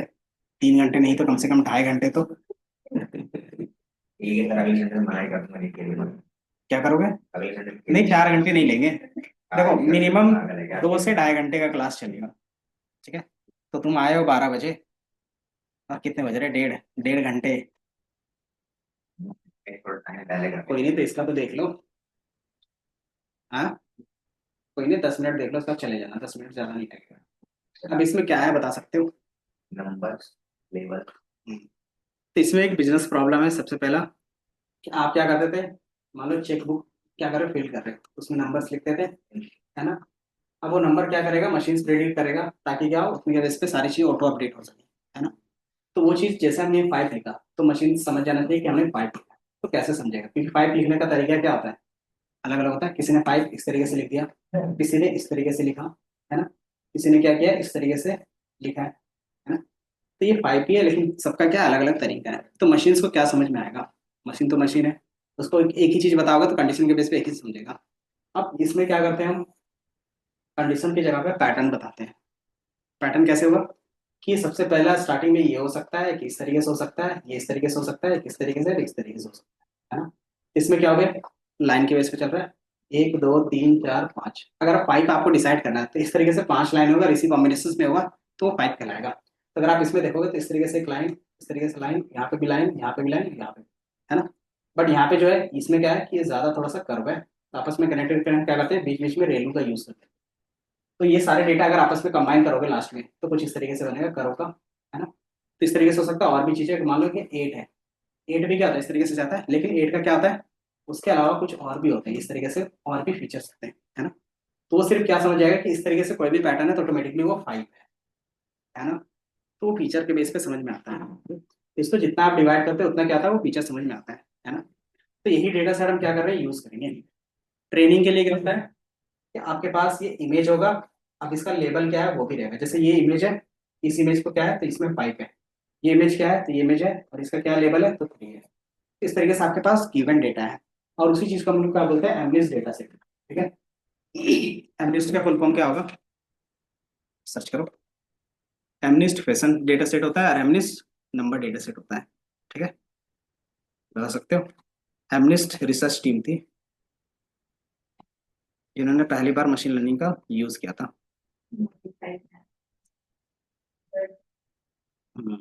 तो ये क्या यूनिवर्सिटी है जो क्या करती है, रिसर्च करती है। ठीक है, तो इन्होंने क्या कहता है, पहली बार इतना सारा डेटा कलेक्ट किया था मशीन लर्निंग के लिए, किस लिए, ताकि हैंड डिजिट रिकॉग्नाइजेशन का सिस्टम बना सके, है ना? ये दिख रहा है। तो इसने कितना इमेज कलेक्ट किया था, 17,000 इमेज कलेक्ट किया था, और उसमें सारी चीजें क्या थे, 0 से 9 के बीच में था, है ना? और एक इमेज का पर्पस क्या था, पर्पस क्या था, प्रोग्रामिंग ऐड स्टार्ट कर रहे थे तो क्या करते थे, प्रिंट हेलो वर्ल्ड कर रहे थे, है ना? तो मशीन लर्निंग स्टार्ट करते हैं तो मशीन लर्निंग का जो पहला स्टेप डेटा सेट के लिए था तो यही था। ठीक है, तो ये क्या होता है, मशीन लर्निंग के लिए हेलो वर्ल्ड हो गया। ठीक है, मशीन लर्निंग मतलब जो हम डीप लर्निंग में स्टार्ट कर रहे हैं वो। ठीक है, पर्पस सिंपल था, आप क्या करते हो, मॉडल करते हो किसी भी मशीन लर्निंग के लिए। ठीक है, इसमें क्या है, 70,000 टोटल इमेज थे, जो हर एक इमेज का साइज क्या था, 28 बाई 28 पिक्सल था। ठीक है, और इसी चीज का हम क्या कर रहे हैं यहाँ पे एज अ प्रोजेक्ट, पहला प्रोजेक्ट आपका यही बनेगा। ठीक है, इसमें हमने क्या किया है, कुछ चीजों का यूज किया है। ठीक है ना? ये लाइब्रेरी आपको पता होगा, है ना, केरास। इसमें क्या रहेगा, जितने भी हम लोग ने फंक्शंस देखा सिग्मोइड का, 10H का, वो सारा चीज आप क्या कर सकते हो, मैनुअली कोड कर सकते हो। दूसरा, आप किसी भी लाइब्रेरी को इंपोर्ट करो, उसके अंदर वो पहले से डिफाइन है, ठीक है, आप सिर्फ उसका फंक्शंस का नाम लिखो, वो अपने आप आ जाएगा। तो केरास के अंदर क्या है, अगर केरास दिखा दूं, केरास दिखाया था ना, मैं समझ रहा हूँ तुम्हें। लेट हो तो बहुत अच्छा था। पूरे छोड़ के चले जाएंगे, 2-3 पर ऐप लग जाएंगे। देखो, बीच में तो छोड़ नहीं सकते ना अधूरा, यही शुरू कर तुम्हें लगता है ना, फिर तुम जाते हो क्रिकेट खेलते हो, फिर सुबह सो जाते हो, फिर रात को भूल जाते हो, फिर एक सप्ताह बाद आओगे, फिर क्या रहेगा कि क्या पढ़ाया था पता नहीं, है ना। ये देखो, यहाँ पे सारे इक्वेशंस लिखे हुए रहते हैं, ठीक है। जैसे अगर मैं लेयर्स, ये दिख रहा है एक्टिवेशंस, एक्टिवेशंस के अंदर आपको सारी चीजें इसका फंक्शंस बना के मिल जाएगा, ठीक है। रेलू हो गया, 10H हो गया, सारी चीज आपको यहीं पे मिल जाएगा, ठीक है। इलू हो गया, ये हमारा क्या है, एक्सपोनेंशियल का हो गया, गेलू हो गया, ये सारा फंक्शंस आपको इसके अंदर मिल जाता है। मतलब एक लाइब्रेरी है जो क्या था, डीप लर्निंग में जितने भी फंक्शंस यूज होते हैं यहाँ पे आपको बना बनाया हुआ मिलता है, ठीक है। तो वही चीज हम यहाँ पे यूज कर रहे हैं, ठीक है। तीसरा हमारे पास क्या था, जब मॉडल अप्लाई करोगे तो दो तरीके से होगा, सिक्वेंशियल और फंक्शनल। सिक्वेंशियल का मतलब होता है कि हमने जो यहाँ पे देखा था, जो भी पढ़ा है ना उसी में सारी चीजें, कि इसका जो इनपुट होगा सामने वाले के, सॉरी, जो इसका आउटपुट होगा सामने वाले के लिए इनपुट बनेगा, इसका जो आउटपुट होगा इसके लिए इनपुट बनेगा, इसका जो आउटपुट होगा इसके लिए इनपुट बनेगा, है ना। तो ये हमने कहीं पे भी डिफाइन नहीं किया है ना। तो अगर आप कहीं पे भी नहीं डिफाइन करते हो और जो सीक्वेंस में लिखते हो वही क्या आता है, इनपुट और आउटपुट बन जाता है, तो वही हमारा होता है सिक्वेंशियल, ठीक है। आपको कनेक्ट करने की जरूरत नहीं पड़ती, है ना। वो चीज कैसे कर रहे हैं, तो यहाँ पे ये सिक्वेंशियल लिख के कर रहे हैं, ठीक है। फिर इसके अंदर हमारा क्या है, डेंस। डेंस का मतलब क्या गया, y=mx+c का जो फॉर्मूला यूज कर रहे हो हर एक लाइन के लिए, हर एक फॉर्मूला के लिए, ये जैसे ये इसके साथ कनेक्ट होकर फॉर्मूला बना रहा है, इसके साथ कनेक्ट होकर फॉर्मूला बना रहा है, तो ये कौन बनाता है, तो ये हमारा ये बना रहा है टेंस का, ठीक है। बाकी आगे जाके ड्रॉप आउट मतलब होता है कि इसमें से मान लो कि ये सारे न्यूरॉन्स हैं, ये इंपॉर्टेंट नहीं है, तो इसको मैं क्या करूंगा, डिलीट कर दूंगा। तो ये डिलीट करते हैं तो उसको बोलते हैं ड्रॉप आउट, ठीक है। एक्टिवेशन आपको पता है, जो भी हम लोग फंक्शन यूज करेंगे वो एक्टिवेशन होता है, ठीक है। बाकी टू कैटेगरिकल का, इसका सिंपल होता है कि नंबर क्या होता है, टेक्स्ट से नंबर में कन्वर्ट करना, ठीक है। तो इसको क्या करें, टेक्स्ट से नंबर में कन्वर्ट करें, जिससे 1 हर्ट कोडिंग करते थे, वही है ये, ठीक है। बाकी आपको पता होगा, X train, Y train, X test, Y test करते थे। ये डेटा हमारे पास क्या था, इसके अंदर पहले से होता है, तो आपको डाउनलोड करने की जरूरत नहीं पड़ती, सिर्फ लिखा है mns.load, ये क्या था, लोड हो जाता है, ठीक है। ये करते क्यों थे, डेटा को स्प्लिट करते थे। स्प्लिट क्यों करते थे, एक ट्रेनिंग के लिए ड्राइव करना, टेस्ट के लिए यूज करना। ताकि क्या हो कि हमारा जो मॉडल काम कर रहा है वो सही से कर रहा है नहीं कर रहा है, टेस्ट करने के लिए, ठीक है। तो इसका मैंने सेव यहाँ पे प्रिंट करवा दिया है, तो 60,000 और 10,000 है, ठीक है। अब कोई उसमें से एक इमेज ले लो, मतलब एक पहला डेटा जो प्रिंट कराओगे तो कुछ इस तरीके से दिखेगा, 0 1 में दिख रहा है, 0 0 0 कुछ वैल्यूज है, तो यही वैल्यू जो होता है वो हमारा क्या नंबर है, ठीक है। कैसे पता चलेगा कि यही वैल्यू एक नंबर है, तो इसको इमेज में कन्वर्ट करके प्रिंट कर सकते हैं, यही दिख रहा है। तो इसको जब आप इमेज में प्रिंट करोगे, दिख रहा है, तो ये कौन सा नंबर है, तो वो 0 है ना। इस तरीके जीरो, इस तरीके से ना। और ये क्या होगा, उसकी वैल्यू हो गई, सॉरी ये क्या होगा, इमेज हो गया, और इमेज में लेबल कौन सा है, तो 0 है, क्योंकि हमें क्या है सारी चीजें यहाँ पे पता है। इस तरीके से आप मल्टीपल वैल्यूज को करके देख सकते हैं, ठीक है। तो मैंने लूप में ही चला दिया बस, ठीक है। तो ये क्या है, ये जो इमेज है वो ये है, और इसका लेबल क्या है, ये इमेज है, ये लेबल है, ये इमेज है, ये लेबल है, ठीक है। हमने इसमें क्या यूज किया है, सब प्लॉटिंग। सब प्लॉटिंग क्या होता था याद है, मैटप्लॉटलिब में बताया था, एक ही फिगर के अंदर मल्टीपल फिगर्स क्या कर सकते हो, ऐड कर सकते हो, है ना। तो हमने इसको लूप में चलाया 3 बाय 3 का, मतलब 3 रोज होंगे, 3 कॉलम होंगे, और हर एक में क्या होगा, पहले में पहला वाला इमेज होगा, दूसरा, इस तरीके से क्या होगा, आई की वैल्यू अपडेट होती जाएगी, तो ये इमेज ऐड होता जाएगा। पहला हमने क्या किया है, रैंडम का यूज किया। रैंडम मतलब कि हमारे पास जो 60K डेटा है उसमें से कोई भी एक डेटा उठ के आ जाएगा रेंडमली, और उसका क्या करेगा, यहाँ पे प्रिंट कर देगा। देन उसके साथ टाइटल में क्या होगा, क्लास, और उसका जो लेबल होगा वो दिखेगा साथ ही साथ, ठीक है। तो ये डेटा दिखाने के लिए मैंने यहाँ पे कर दिया है, ठीक है। यही चीज डेटा प्री प्रोसेसिंग में आप नॉर्मली करते हो, रेंज चेंज कर सकते हो, सेट चेंज कर सकते हो, डेटा टाइप चेंज करते हैं, और ये हम लोग स्केलिंग करते हैं। स्केलिंग क्या होता था याद है, 255 से डिवाइड कर रहे हैं, इसका मतलब क्या था, कलर का जो रेंज होता है वो कितना होता है, 0 का मतलब क्या होता है, 255 का मतलब क्या होता है कलर में,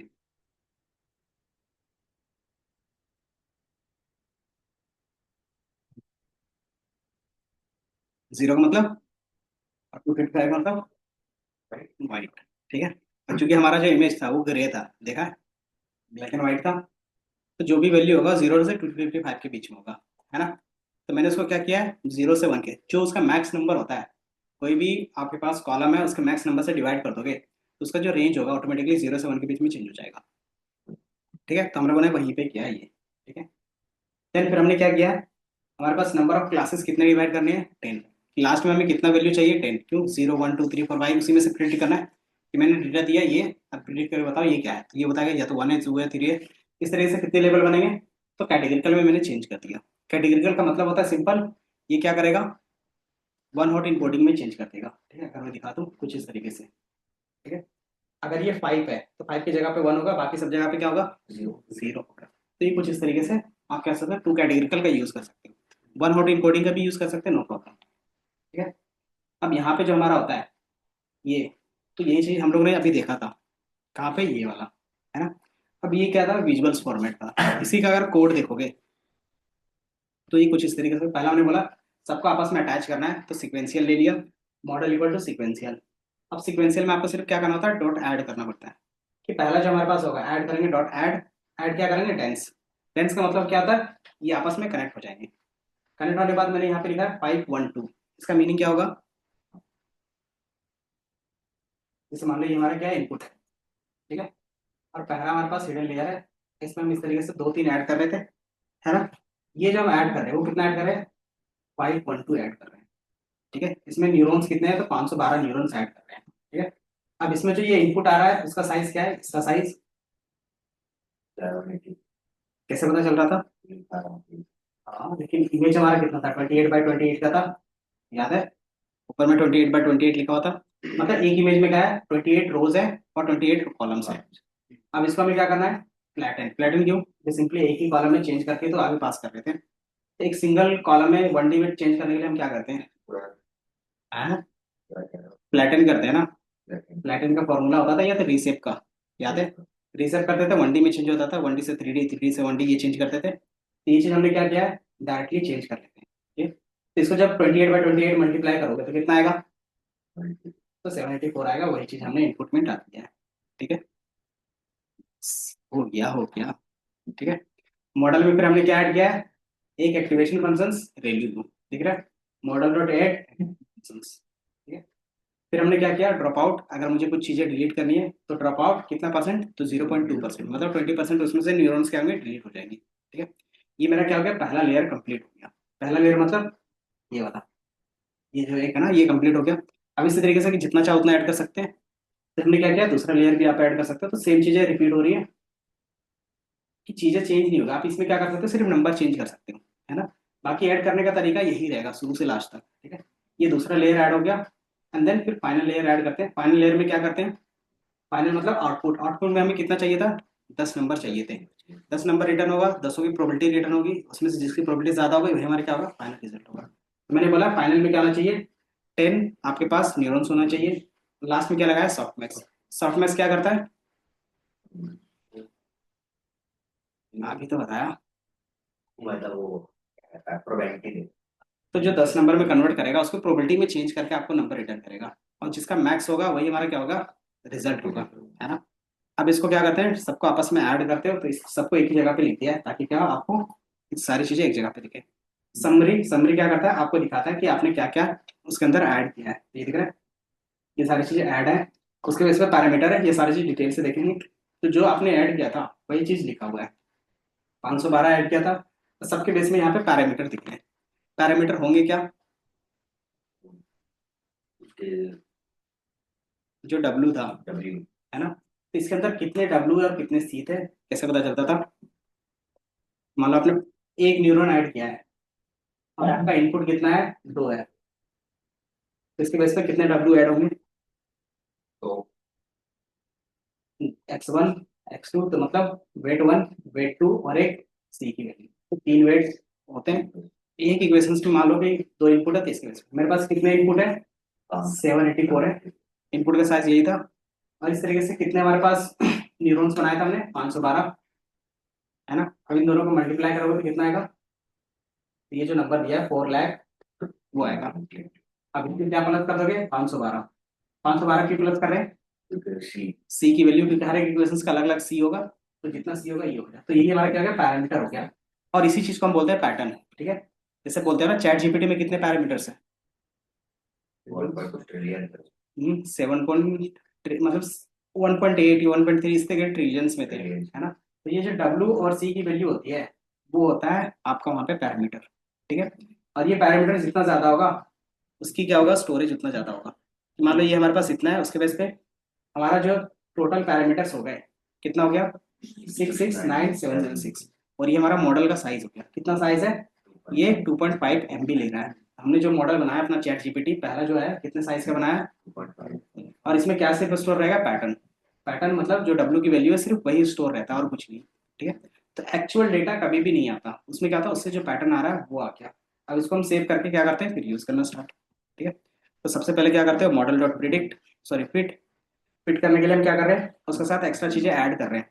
ऐड क्यों करते हैं, जो हिट एंड ट्रायल कर रहा था याद है लूप में चल रहा था बार बार अलग अलग मॉडल, तो हमने यहाँ पे क्या है कि आप लॉस कैलकुलेट करोगे कि कितना क्या है माइनस मतलब एरर कितना है, तो इसके थ्रू हम क्या करेंगे चूंकि ये क्लासिफिकेशन है तो इसमें इंट्रॉपी का यूज कर रहे हैं, ठीक है। ऑप्टिमाइजर की जो हमारा डिवाइड मिक्स बार बार कैलकुलेट हो रहा है उसको और अच्छे तरीके से फास्ट कैलकुलेशंस करना है, तो ये इसके लिए ऑप्टिमाइजर अलग अलग होते हैं, ठीक है। तो उसके लिए हमने एडम यूज किया है। एक्यूरेसी, साथ ही साथ मुझे एक्यूरेसी भी प्रिंट करा हुआ दिखाओ। तो ये एक्यूरेसी का फॉर्मूला क्या होता था, है F1 अलग था, एक्यूरेसी का क्या फॉर्मूला था, desire divided by total into 100, यही होता है ना। कि जो वैल्यू हमारे पास गिवन है डिवाइडेड बाय टोटल इंटू 100, तो यही तो होता है एक्यूरेसी। अब उसमें से था कि हम किसको इम्प्रूव करना चाह रहे थे, है ना। एक्यूरेसी में कौन से पार्ट को, एरर 1 को एरर 2 को। एरर 1 को करते थे तो उसके लिए क्या यूज करते थे रिकॉल, और एरर 2 को रिड्यूस करना था तो प्रिसीजन, अगर दोनों को इम्प्रूव करना हो तो हाँ हाँ। कंपाइल करने के बाद सिंपल यही लिखते थे मॉडल डॉट फिट, फिट किया एक्सटेंड वाई ट्रेन डाल दिया, इसमें बैच साइज मतलब एक बार में कितने इमेज जाएगा वो हमने डिसाइड कर लिया। इपॉक्स मतलब एक ही मॉडल कितने बार ट्रेन होगा, तो 10 बार ट्रेन होगा। और वर्बोस का मतलब होता है कितना डिटेल आपको देखना है यहाँ पे, ठीक है। तो ये पहली बार ट्रेन हुआ, उसमें उसका एक्यूरेसी कितनी आई 0.82, लॉस कितना मतलब एरर कितना है 0.4 है। देन दूसरी बार रन हुआ, कितना आ गया एक्यूरेसी 96, एरर कम हो गया। तो ये हमने कितने बार किया है तो 10 टाइम्स किया, जितना इपॉक्स रहता है उतने टाइम क्या होगा ये आपका मॉडल ट्रेन करेगा। जैसे वहाँ पे इपॉक्स में क्लिक किया था वो ट्रेन होता जा रहा था, तो हमने यहाँ पे 10 टाइम किया है, तो देखोगे एक्यूरेसी इंप्रूव हो रही है। क्या है 96 से 97 है, 98 है, 98 है, 97 है, इसी तरीके से 99 98 99, मतलब 98 और 99 के बीच में क्या है हमारा मॉडल एक्यूरेट है, ठीक है। तो फाइनल 10 इपॉक्स में हमें इतना ज्यादा एरर है। अगर ये 100 हो जाता है इसका मतलब क्या है नहीं, एग्जैक्ट तो हम ट्रेनिंग का और टेस्टिंग का देखेंगे ना। अगर ट्रेनिंग में भी 100% दे रहा है और टेस्टिंग में भी 100% दे रहा है मतलब सही है। अगर ट्रेनिंग में क्या 100 दे रहा है और टेस्टिंग में क्या दे रहा है 90 दे रहा है, इसका मतलब क्या है ओवरफिट हो गया है ना। तो उस समय हम वो देखते हैं। अगर आप देखोगे ना इमेज पे यहाँ पे कॉर्नर पे एक दिख रहा होगा टेस्टिंग लॉस और ट्रेनिंग लॉस, ठीक है। अब इसके बीच में कितना का गैप है तो 0.5 और ये भी 0.5, मतलब ज्यादा गैप नहीं है, मतलब ये ओवरफिट नहीं है ना। लेकिन ये क्या है हमारा जनरलाइज भी नहीं, जनरलाइज मतलब एक्यूरेसी भी नहीं दे रहा है, क्योंकि 50-50 बता रहा है, वो तो ऐसे भी कोई भी बता सकता है। तो ये क्या करना पड़ेगा हमें और भी रिड्यूस करना पड़ेगा। तो ये क्या होगा रिड्यूस होगा, कैसे रिड्यूस होगा, मैं डेटा यहाँ से क्लिक कर लो और जैसे इसमें से क्लिक करूंगा तो ये दिख रहा है धीरे धीरे रिड्यूस हो रहा है। और दोनों का जो अप्रोक्स वैल्यू होगा दोनों साथ में कम हो रहे हैं, दिख रहा है ये 0.2 है ये 0.1 है, मतलब दोनों में कोई भी डिफरेंस नहीं है। अगर कोई भी डिफरेंस नहीं मतलब ये मॉडल ओवरफिट नहीं है, हमारा सही है, ठीक है। तो ये हमारा हो गया, ठीक है। तो जितना विजुअलाइजेशन था उसका कोड आपने यहाँ पे देखा। बाकी इवेल्यूशन चेक करने के लिए हम क्या करते हैं इवेल्युएटेड मैट्रिक्स एक्यूरेसी चेक करते हैं, तो आपको पता चलता है कितना फाइनल एक्यूरेसी हमारा आ रहा है 98% आ रहा है। अब उसको क्या करते हो इसका प्लॉटिंग करके आप देखना चाहो कि एक्यूरेसी कैसे इंप्रूव हो रहा था। तो पहले क्या था 93 के आसपास था, जैसे जैसे इपॉक्स बढ़ा मतलब जितना मॉडल बनाते गए उतना ये इंप्रूव होते गया। और यही चीज आपको कहाँ पे दिख रही थी तो यहाँ पे दिख रही थी, दिख रहा है कि एरर कितना रिड्यूस हो रहा है। तो एक टाइम के बाद क्या होगा एकदम एरर हमारा 0 हो गया। तो यही चीज हमने क्या किया किससे बनाया होगा ये मैटप्लॉटलिब से, है ना। तो लाइन इक्वेशन इसी तरीके से क्या लॉस किस तरीके से जा रहा है तो इस तरीके से जा रहा है, ठीक है। देन आपका मॉडल बन गया परफेक्ट काम कर रहा है, तो आप क्या करते हैं इसको सेव कर लेते हो। ठीक है, मॉडल डॉट सेव या फिर मॉडल डॉट पिकल के थ्रू सेव करते थे। अब इसको जिसके साथ यूज करना है कर सकते हैं, स्ट्रीमलीट में यूज करना है तो स्ट्रीमलीट में यूज कर सकते हैं। ठीक है, तो इसमें जो हमारे पास कोडिंग पार्ट था, जो हमारे पास एक्स्ट्रा ऐड हुआ, देखोगे तो कुछ लाइंस ऐड हो रहे हैं। मॉडल डॉट फिट वहाँ पे भी करते थे, यहाँ पे भी कर रहे हैं। एक कंपाइल का यूज हुआ क्योंकि हम लोग क्या कर रहे हैं, एक्स्ट्रा चीजें ऐड ऑन कर रहे हैं। ठीक है, दूसरा जो हमारा चेंज हुआ था फाइनल, वो ये कोड था। हम लोग model equal to linear logistic KNN ये करते थे। अब यहाँ पे क्या है, आप खुद से अपना आर्किटेक्चर डिफाइन कर रहे हो। ठीक है, कि आपके मॉडल के अंदर क्या होना चाहिए, क्या नहीं होना चाहिए, कैसे होना चाहिए, आप खुद डिसाइड करोगे। ठीक है, तो ये एडवांटेज हमें डीप लर्निंग देती है। ठीक है, तो थोड़ा सा रिकैप कर लोगे मशीन लर्निंग का और यहाँ तक का देख लोगे। ठीक है, बाकी ये कोड आपको कहाँ पे मिलेगा, देख लिया, देखा, कैसे प्रैक्टिस करोगे फिर मुझे ये बताओ। वो क्या था क्या? मैं भेजता तो हूँ, तुम देखते हो, ये बताओ कहाँ पे आता है।